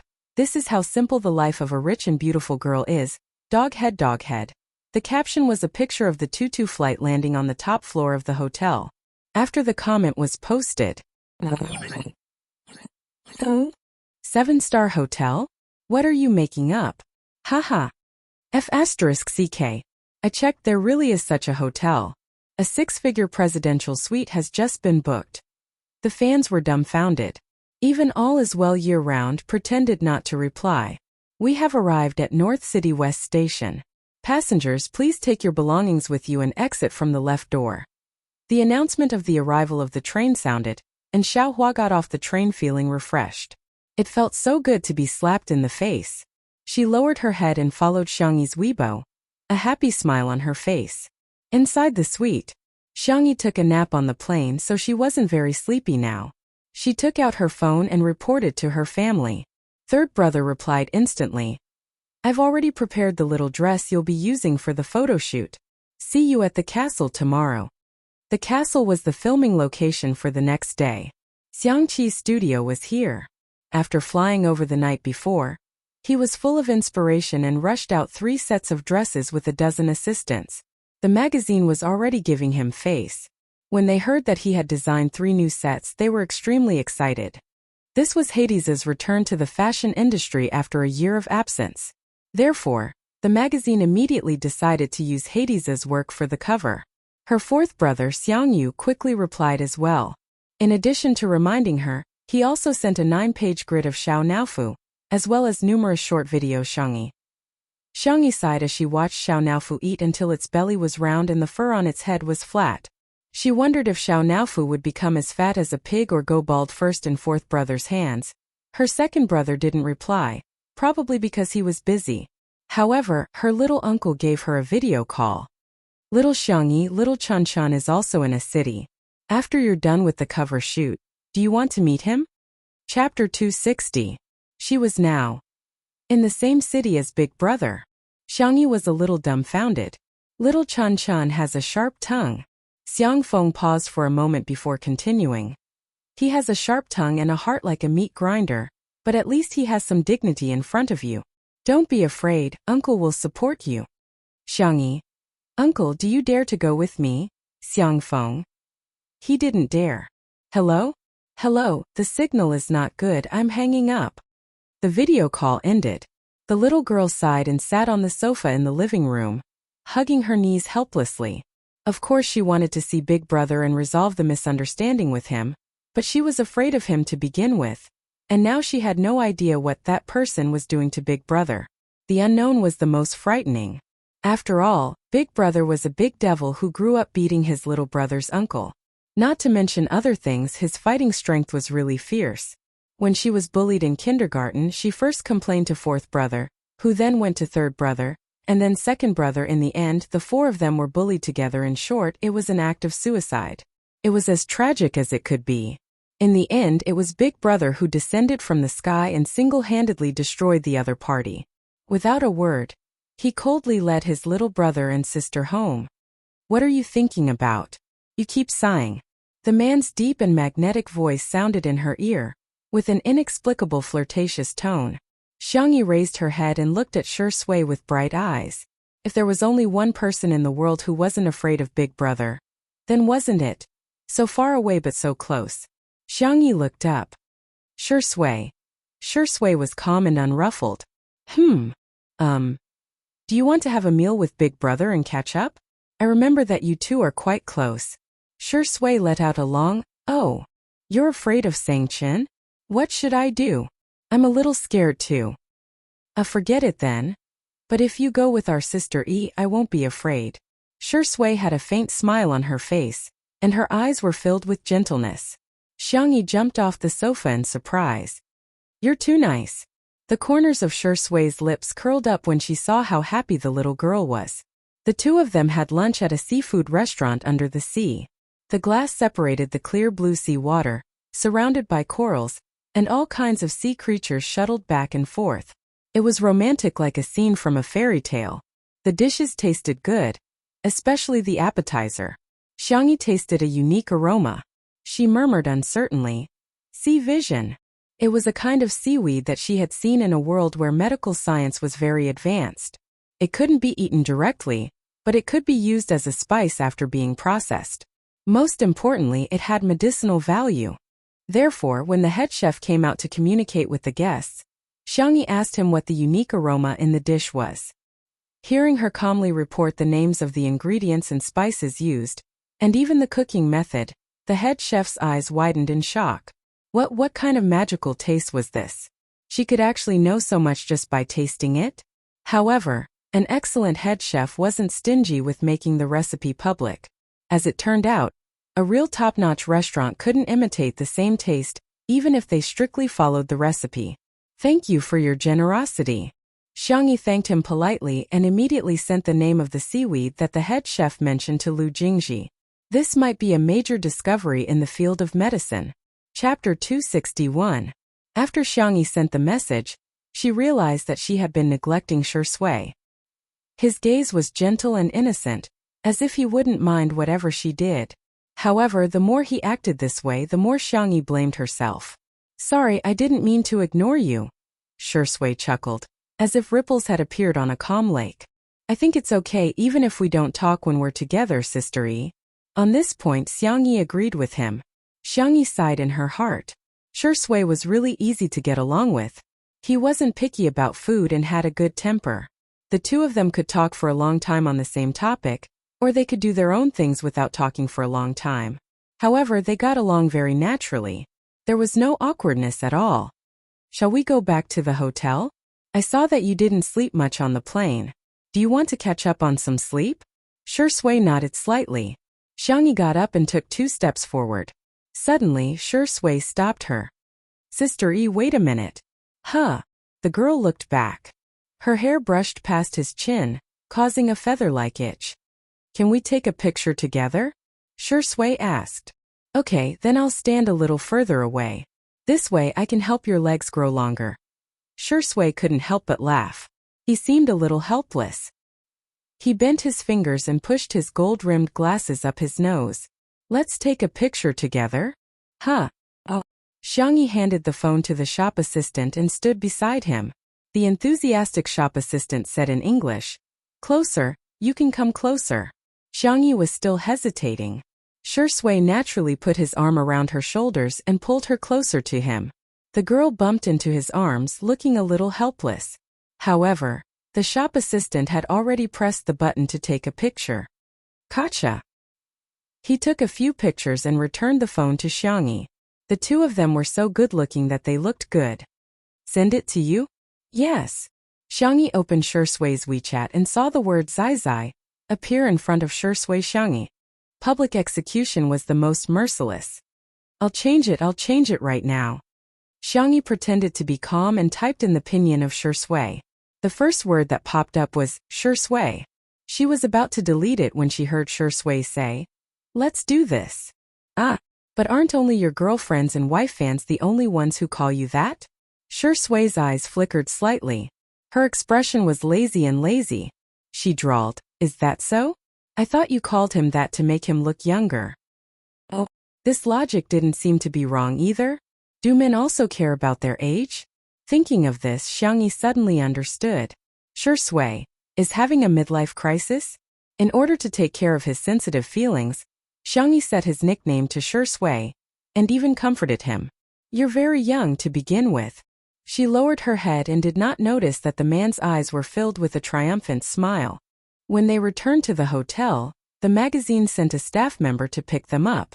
The creative director briefly talked to them about the proposal for the next day's shoot. The Princess and the Vampire. For this proposal, we want to create a vintage and luxurious vibe. The makeup will also be more gorgeous. The set is set in a Viscount's castle, which has hundreds of years of history. Before he finished speaking, the creative director's cell phone rang. He apologized and answered the call. More than 10 seconds later, his face suddenly changed.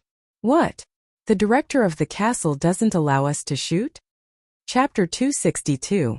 No one knew what the person on the other end of the phone said, but the creative director's face became more and more sullen. After hanging up the phone, he squeezed out a smile that was uglier than crying at Shui and Xiangyi. I'm afraid we have to change our shooting plan. Xiangyi asked. Did something happen? The creative director sighed and said, Actually, we are not in charge of contacting the owner of the castle directly. We are renting it through an intermediary. Just now, the intermediary said that the Viscount tasted a few Chinese dishes at the recent food festival. Because he found them too disgusting, he posted more than a dozen posts on his social media account, all of which were dissing Chinese cuisine. He heard that the castle was rented to Chinese people for the shoot, so Xiangyi's expression was perplexed. Even in the fast-forward world, Westerners' acceptance of Chinese cuisine was still very high. She asked curiously, What food did he eat? The creative director searched for the Viscount's social media account and showed it to Xiangyi. Xiangyi glanced at a few posts, raised her eyebrows and said to Shui, It seems that the Viscount is a gourmet. All the posts were related to food. The pictures were beautiful and the writing was good. When it came to delicious food, he would praise it to the heavens. He would use exaggerated rhetoric such as God-given delicacies, God-kissed hands, and the gift of nature. He was a master of flattery. When it came to disgusting food, he would directly criticize it, such as, It tastes as bad as smelly socks on a rainy day. It's so disgusting that the best dish today was lemonade. If he taught huskies how to cook, they would definitely be able to cook better than you, and other sarcastic remarks. It was precisely because he was not short of money that he could ensure absolute fairness. Moreover, he was a glutton with tricky tastes, so he had countless fans and was famous for being a gourmet. Many restaurants had a love-hate relationship with him. They loved that his casual praise could bring them great popularity, but they were also afraid that his criticism would cause the restaurant's business to plummet. Xiangyi scrolled to the comments he had made before, and her beautiful eyebrows furrowed. These are at most improved dishes, right? Shui said. It seems a little like dark cuisine. It was more than that. It was like the devil's cuisine. There were all kinds of strange and nondescript combinations. It was comparable to Chinese canteen dishes such as fried meat with orange and lime, and fried chili with 5-kernel mooncakes. The creative director was like a frosted eggplant, listless and devoid of any fighting spirit. Suddenly, he heard Xiangyi ask in a gentle voice, "Can you contact this Viscount? I think we can try harder." The creative director smiled bitterly and said, "This is not something that can be achieved with hard work alone. Lord Viscount has an eccentric personality. Apart from top-notch delicacies, nothing else will work on him." Xiangyi said seriously, "I want to treat him to a taste of real Chinese cuisine." The creative director hesitated for a moment and asked, "Do you know any Michelin chefs? Then there might still be a chance." Xiangyi shook her head. "Although I don't know any Michelin chefs, I know a little about cooking." The creative director was greatly disappointed, but he didn't want to discourage this lovely Asian beauty. He could only fake a smile and say, "I can try to contact them." Shui found a clip of Two Under One Roof, which was a video of Xiangyi cooking and the delicious food at the end. Out of courtesy, the creative director clicked play. 5 minutes later, the creative director exclaimed, "Oh my God! It's so exciting! Watch it again! Let me watch it again!" Chapter 263. After watching the video a few times, the creative director was completely stunned. He looked at Xiangyi with a blazing light in his eyes. If he used to look at Xiangyi with admiration for beautiful things, then now he was in awe. He was in awe, even though he had never tasted the food she made. The process of cooking and the way she presented the food was simply a work of art. Languages and cultures might not be the same. However, human beings had a common pursuit of beauty. In other words, Xiangyi had not conquered him with the taste of the food, but with the appearance of the food. Xiangyi said, "I'll leave it to you to contact the Viscount then." The creative director patted his chest and said, "No problem, leave it to me." Even though he was the creative director of a top international magazine publisher, it still took him a lot of effort to get the Viscount's contact information. The creative director originally wanted to cut the 5-minute video a little shorter, so that the Viscount could appreciate it more directly. However, no matter how he looked at it, be it frying, stewing, or roasting, using flower petals, sesame seeds, or even carving as decoration, every frame was incredibly beautiful. He gritted his teeth and decided not to cut it for even a second. He first exchanged a long polite conversation with the Viscount before sending the video over and anxiously waiting for a reply. At a certain 2-star Michelin restaurant, the standards of a Michelin restaurant were divided into 1-star, 2-star, and 3-star. This restaurant was a 2-star restaurant last year and business was booming. Although the head chef had fallen ill recently and the sous chef had replaced him, some customers were dissatisfied. However, no one had expected the Viscount to come for a meal. The boss panicked and ordered the head chef to provide the best and freshest ingredients, while he hurried to the wine cellar to get a bottle of good red wine. The appetizers, main dishes. The more the Viscount ate, the more sullen his face became. When the last dessert was served, he only took a small sip with his spoon and did not touch it again. The head chef hurriedly came out, trembling with fear. "What do you think of today's dishes?" The Viscount sharply commented. They blindly pursued expensive ingredients and gorgeous presentation. Even the desserts were sprinkled with edible gold foil. But the taste was terrible. The combination of red wine and the dish are incompatible, unable to blend together. Instead, it adds to the astringent taste of the dish. A 2-star Michelin restaurant is a restaurant that is worth taking a long detour to visit. The chef's culinary skills are excellent. But in my opinion, It's not even as good as a hamburger from a roadside stall. The head chef was so ashamed that he couldn't raise his head. When he saw the Viscount take out his phone, the nearby shop owner almost fainted. It's over, it's over. The restaurant is over. Who would have thought that? The Lord Viscount seemed to have opened a video and stared at it for a few seconds with a lack of interest. Suddenly, his eyes widened and he became engrossed in the video. 5 minutes was undoubtedly a trial for the head chef and the boss. The corners of the Viscount's mouth curled up as he hurriedly got up and left. After waiting for a while, he didn't see the Viscount give their restaurant a bad review on social media. Woo woo woo, our restaurant is saved. The boss cried tears of joy. He finally realized that for a restaurant, taste was the most important thing. Let's close the shop first. We'll reopen after our head chef recovers. On the other side. What? Livestream cooking? Chapter 264. Xiangyi was a little surprised. Yes, this is a request made by the Viscount.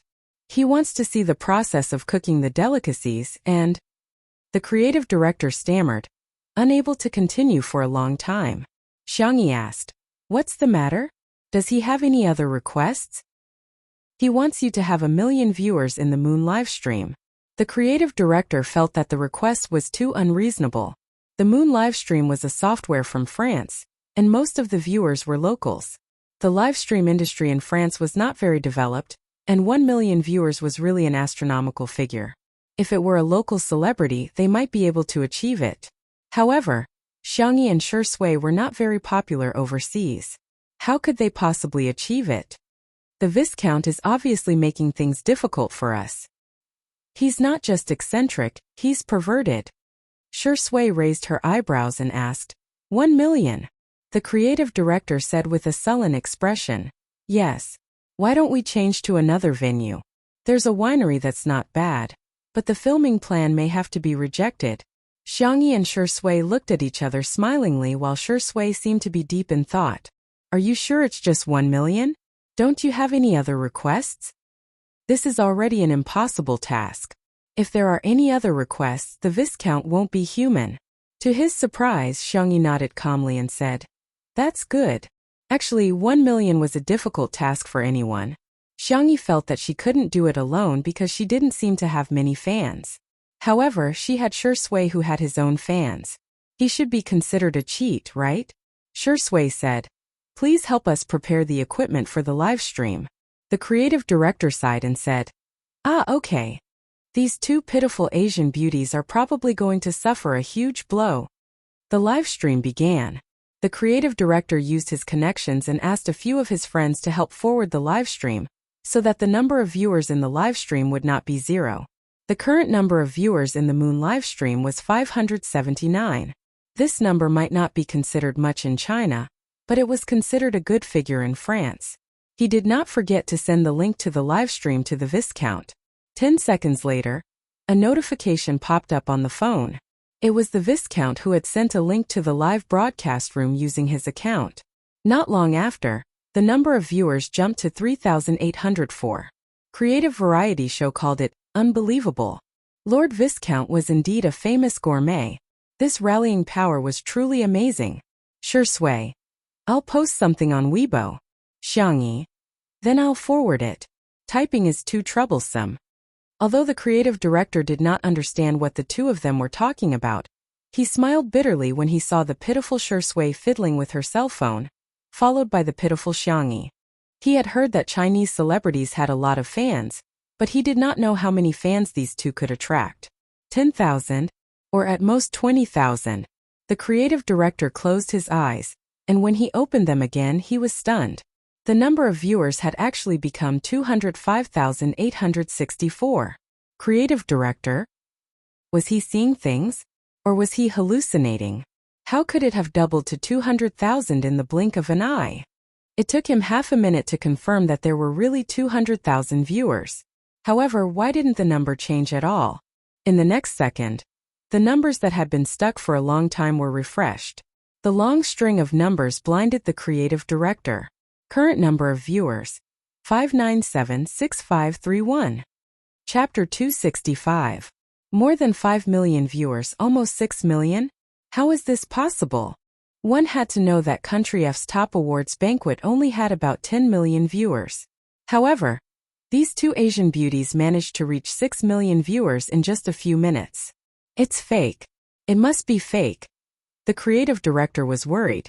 Did these two people hire hackers to change the number of viewers in the livestream to please the Viscount? This kind of clumsy technique will definitely be discovered.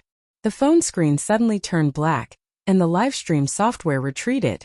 The creative director froze for a moment and felt guilty. Could it be that we've been discovered? Is that why Moon banned our livestream? He opened the chat box with the Viscount and tried to salvage the situation. Before he could think of a way to redeem himself, the Viscount calmly sent him a message.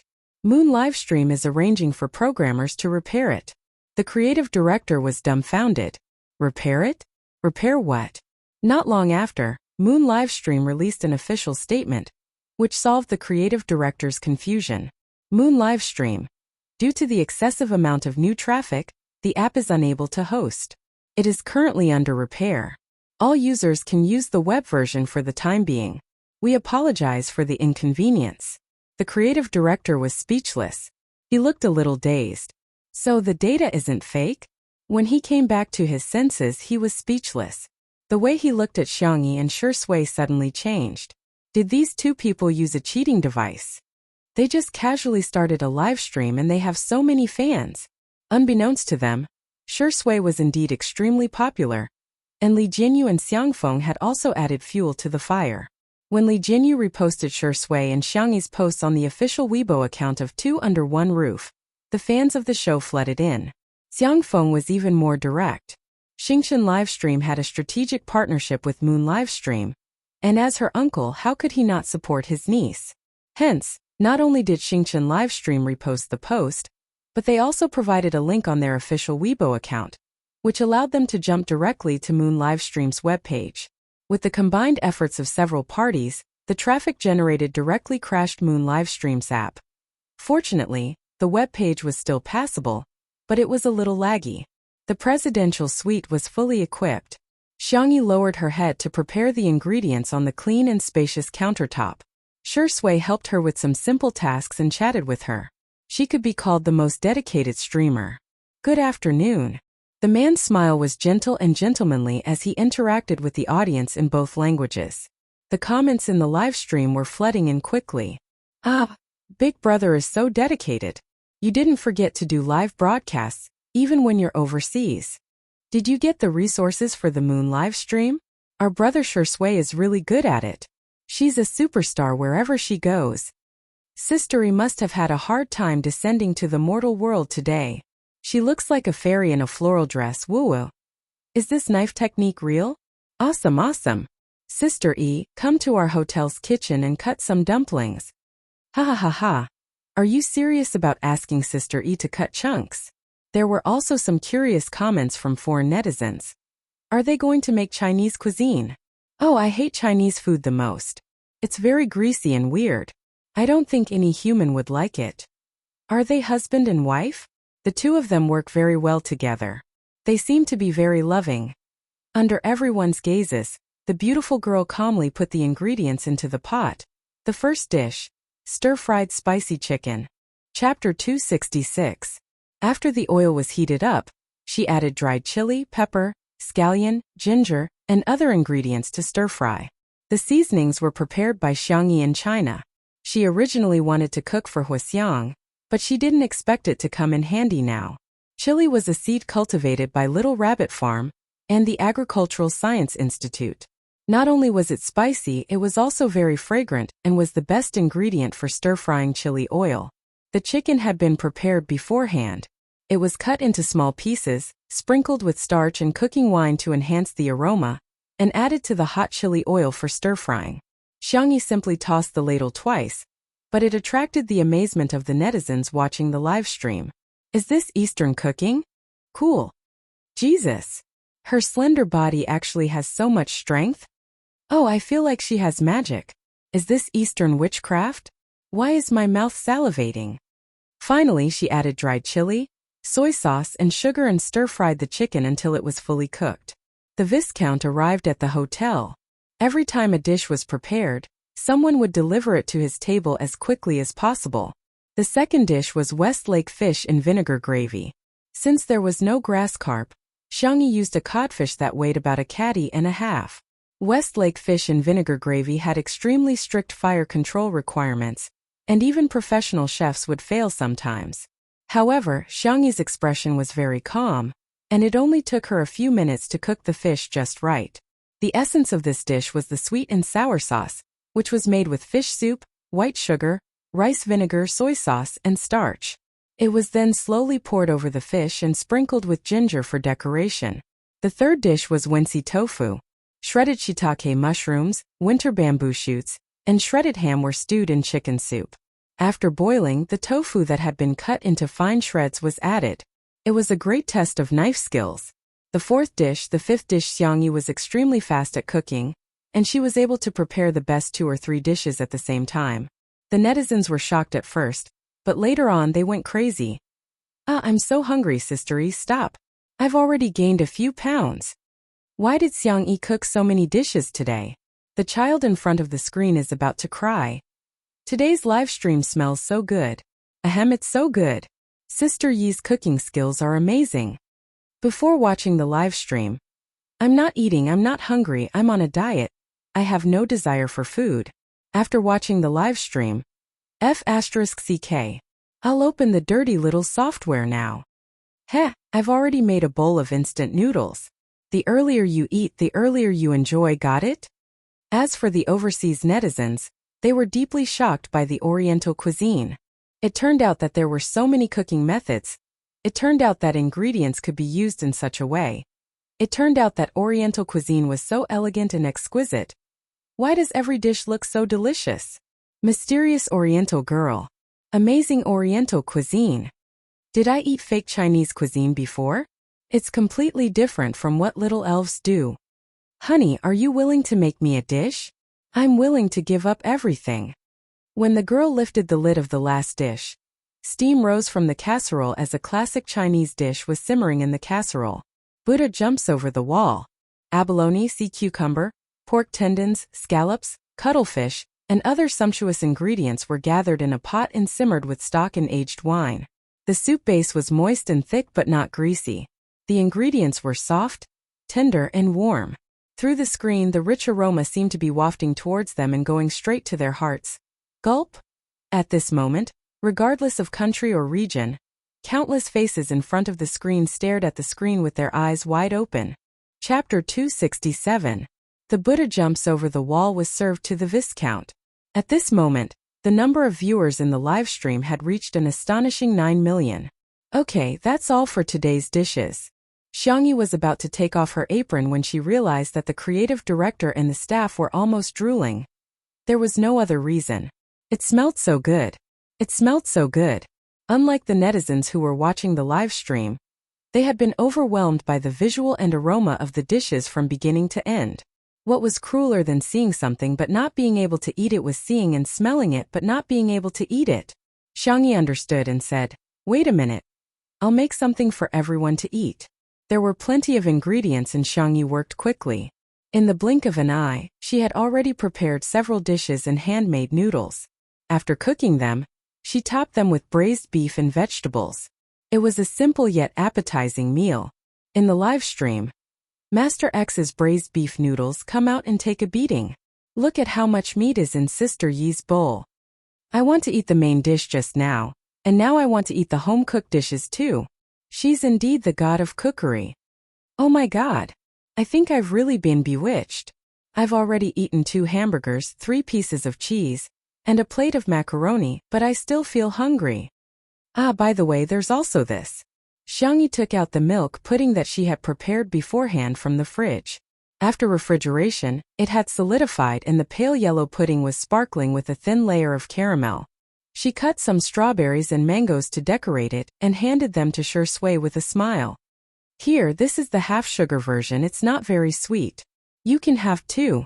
Shui's thin lips curled up slightly and he stared at her with his deep eyes. He said in a drawl, "Thank you for your hard work, Sister E." The live stream came to an abrupt end, but the fans who stayed in the live stream were exhilarated. Sweets! They're giving out sweets. I'm on the verge of death. It's so untimely and sweet. She remembers his taste. He only has eyes for her. I can't take it anymore. Medic, come and save me. Give me an injection of insulin. The foreign netizens who were unfamiliar with the couple accidentally misunderstood. Wow, what a blissful couple. Xiangyi distributed the rest of the pudding. After taking 2 bites, the creative director noticed that there was no more pudding left. He said apologetically, Alice, didn't you save one for yourself? Alice was Xiangyi's English name. Xiangyi said, it's okay. I can make more if I want. The creative director gritted his teeth and made up his mind. Enduring the pain, he said, in that case, I can share a side with you. I haven't eaten anything here yet. I have more here. Xiangyi turned around and saw Shui handing her a pudding and holding another one in her hand. Xiangyi was curious. Huh? Why aren't you eating? Have you lost your appetite? Shui said slowly, I'll wait for you to eat together. Oh. As a chef, she was often the last to eat. The feeling of someone waiting for him. And it was pretty good. The little girl lowered her eyes and the corners of her mouth curled up slightly. In the presidential suite next door. Time turned back. Viscount Albert Howard was enjoying the live stream that was projected on the wall, while chatting with his good friend opposite him. Chun, is this your sister? The man opposite him was dressed in a tailored black suit with his hair combed back. The moment they saw the outline of his face, the clamor of the mortal world instantly fell silent. It was as if snow had silently fallen from a distant mountain. Chapter 268. The man's facial features were handsome and deep-set, and his eyes were pure black. He exuded a sharp and ascetic aura. He glanced at the screen and said in an indifferent voice, yes. Gossiping was human nature, and Viscount Albert was no exception. She seems to have changed a lot compared to last year. It was as if she had become a different person. Viscount Albert had met Xiangyi once last year. At that time, Sangshan had asked for help from his connections and visited the most famous psychiatrist and neurologist in Country F. At that time, Albert's impression of Xiangyi was quite bad. She's a vain, arrogant, and rude silly girl. However, it seemed that she was doing quite well today. After watching the edited video of 2 Under One Roof, he originally wanted to make things difficult for her, but he did not expect her to easily achieve the condition of 1 million viewers. I just don't know how the dishes taste. While they were talking, the first dish was served. Chili. Albert frowned. He was used to having refreshing food as an appetizer, so when he saw the spicy chicken filled with red dried chili, he instinctively felt a little conflicted. But what kind of chili is this? Why does it have such an intoxicating fragrance? Yes, Albert loved spicy food, and he had tasted many restaurants famous for their spicy dishes on his social media app. This plate of stir-fried spicy chicken was golden yellow in color, and with the addition of red chili and white sesame seeds as embellishments, the spicy and fragrant aroma went straight to his nose. Albert couldn't help but take the lead and put a piece of chicken into his mouth with his fork. Hiss! He gasped. It's so spicy. However, it wasn't just spicy. On the contrary, the texture was very rich. Spicy, numb, fragrant, salty, sweet. The layers of flavors bloomed on the tip of his tongue, bringing about a slight tingling sensation. Spiciness was not a type of taste, but a pain sensation transmitted through neurotransmitters by capsaicin. However, it was deeply fascinating. This dish might not be the perfect appetizer in Western cuisine. However, to Albert it was perfect. Before he could marvel, the second dish was served. Westlake fish in vinegar. The smooth and crystal-clear sweet and sour sauce was poured over the entire fish. A few cuts were made on the fish, and the fins stood up like petals. Not only was it beautiful, but it also made it easier for the fish to taste better. The fish meat was smooth and tender, and it was both sweet and sour. The slightly thick sauce neutralized the spiciness of the previous dish, and the sweetness stimulated the body to secrete dopamine. Albert felt his mood instantly brighten. Incredible! Has she been practicing cooking since she was young? Sangshan tasted it and said coldly, it's just a so-so. She was so heartless. She had been back for so long, but she didn't even send him a message. Instead, she kept calling him big brother and coaxing the other brats. Albert was confused. Everyone said that he had a picky taste, but he felt that Chen's tongue was the pickiest in the world. Following that was Wensi tofu, which was as thin as a strand of hair.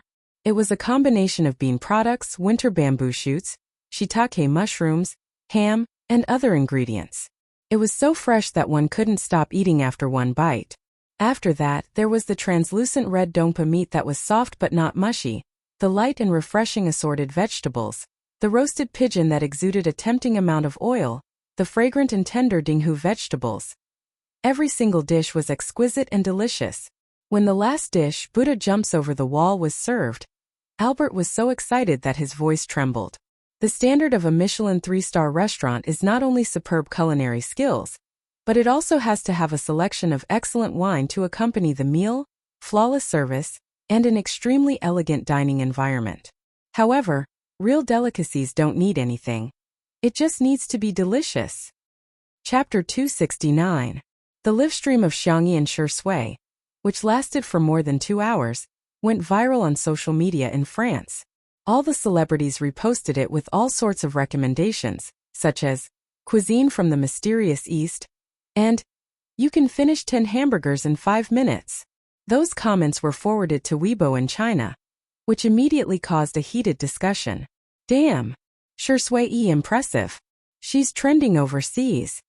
Come on, what does Xiangyi have to do with it? They're all fans of Shi Sui, aren't they? What did Shi Sui do? Didn't they just interact with each other for a while? Are you guys blind? Disgusting vase fairy, please stop sucking our brother's blood. Doesn't your conscience hurt at all? Hee, of course it doesn't hurt because she doesn't have a heart. I'm so confused. Do you really think Sister E doesn't have any fans? I'm sorry, I'm just targeting Sister E. I'm dying of laughter. They keep saying that Xiangyi is just a vase, but I think Shi Sui is the biggest vase. The CP fans are shivering. Why are they tearing each other apart? In fact, Shi Sui's fans and Xiangyi's fans had long disliked each other. However, Xiangyi's fans had always been relatively small in number. However, with the accumulation of popularity of two under one roof, the number of Xiangyi's fans had begun to take shape. Besides, Sister Shi Sui's fans, led by All Is Well year-round, had been instigating the fans to tear Xiangyi apart. Over time, Xiangyi's fans had accumulated a lot of resentment. This incident was the fuse that completely ignited the conflict between the two groups. Xiangyi's fans held their breaths and began tearing each other apart. They were not weak at all. After a few rounds of tearing each other apart, they were still standing firm, which was quite surprising. In the presidential suite, unlike Viscount Albert's fanaticism, Xiang Chun only tasted a mouthful of all the dishes. His chiseled face was cold. He lowered his head to look at his wristwatch and said calmly, I have an appointment with someone. I'll make a move first. Albert's cheeks were bulging as he looked at Chan Jin in disbelief. Chun, how did you do it? How did you have such a strong immunity to these delicacies? Don't you think it's delicious? Things like immunity, of course she would get it after eating it a few more times. However, Sangchen was too lazy to explain. His next business partner was very important. If Albert had not recognized Xiangyi in the video and insisted on having a taste with him, he would not have wasted his precious time. Nothing can stop me from going to work, Sangchen said coldly. As a loafer. No, a viscount who inherited his family's honor and title. Albert felt offended. Sai Chun was good at everything, but he had no interest in life at all. Perhaps there was nothing in this world that he cared about apart from work. Chun Jin was tall and slender, and his shoulders made his suit look even straighter. His well-ironed black trousers wrapped around his long legs as he strode out of the suite. Buzz. His phone vibrated. He picked it up impatiently and glanced at it, only to see that there was a message notification on the screen. Little Bunny. I treat you to a meal? Little Bunny. My location. Xiang Chan stopped in his tracks. From his sleeves to his collar, he was meticulous and neat. He replied unhurriedly, I'm not free. She didn't even call him brother. She's really grown up. Chapter 270. Next door. Xiangyi hesitated for a long time. She went from selecting emojis to typing and sending them out. After that, She hid her phone in the corner of the sofa and covered it with a pillow. Then she ran to the side and tugged at the corner of her clothes. Shui was amused by her behavior and teased. Sister E, what are you doing? Xiangyi said calmly. Nothing, just exercising. It was as if she wasn't the one who was tugging at the corner of her clothes. Shui said.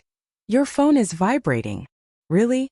Xiangyi walked to the side of the sofa and stopped. She carefully and hesitantly lifted the corner of the pillow. When she saw the notification on the screen that read, "You have received a message from Big Brother," her heart suddenly tightened and thumped wildly. She swore that she had never been so nervous before. You don't dare to read it? Shui said with a half-smile. How about I help you read it? Xiangyi asked. How much do you charge? I'll pay you on credit. The girl hesitated. Shui picked up her phone and said, Why don't you read it yourself? Xiangyi took a few steps back and said, I promise.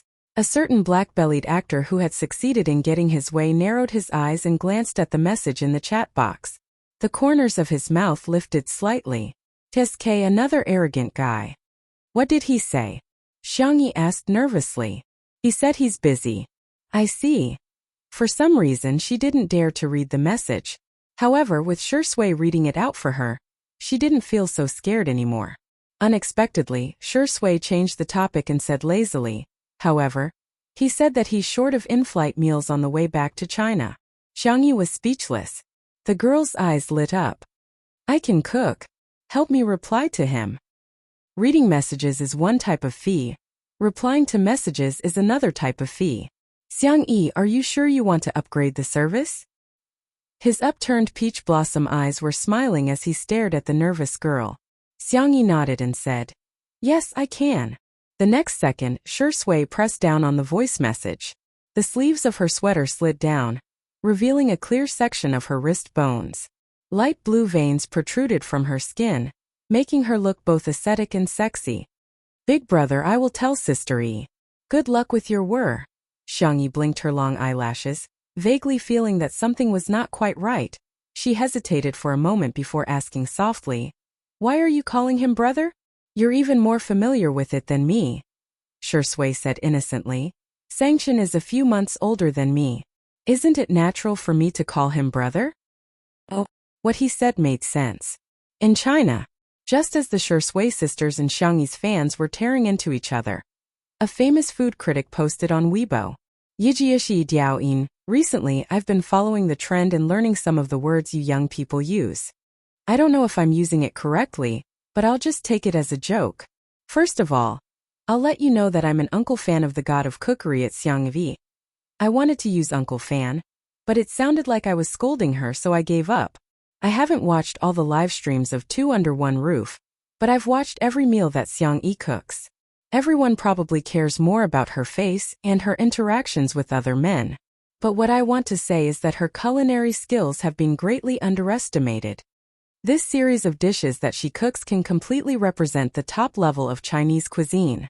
If one were to use a short comment to describe the live stream overseas this time, it would be frowny face going to the startling feast of the human realm to see the beauty of delicious food. Chapter 271. This reviewer's writing style was beautiful, and he was especially good at praising others. He had accumulated a lot of fans. As soon as this Weibo post was posted, Xiangyi's fans were elated. They liked it, shared it, and commented on it, increasing its popularity. Most of the Shui sisters were still very rational, but a small number of extreme girlfriend and wife fans began to diss her in a sarcastic manner. Reported he, I'll send you on your way. This is hilarious. Why would anyone believe such an obvious advertisement? How much money did you take from the vase fairy to be her bootlicker? Make a group of ghostwriters, we can all earn money together. What's the matter? Don't you have anything else to brag about? Come brag about your cooking skills. What's so great about being able to cook? I really don't know what's there to brag about. Eating and drinking probably didn't expect to be attacked as he typed a few question marks in the comment section. The onlookers immediately stepped in. Yo yo yo, he's anxious, he's anxious. Dumb people have dumb luck, but dumb people don't. Is there really someone who's a fan of the vase fairy? No way, no way. Just as eating and drinking's Weibo comment section was about to collapse, A certain online celebrity chef reposted his Weibo post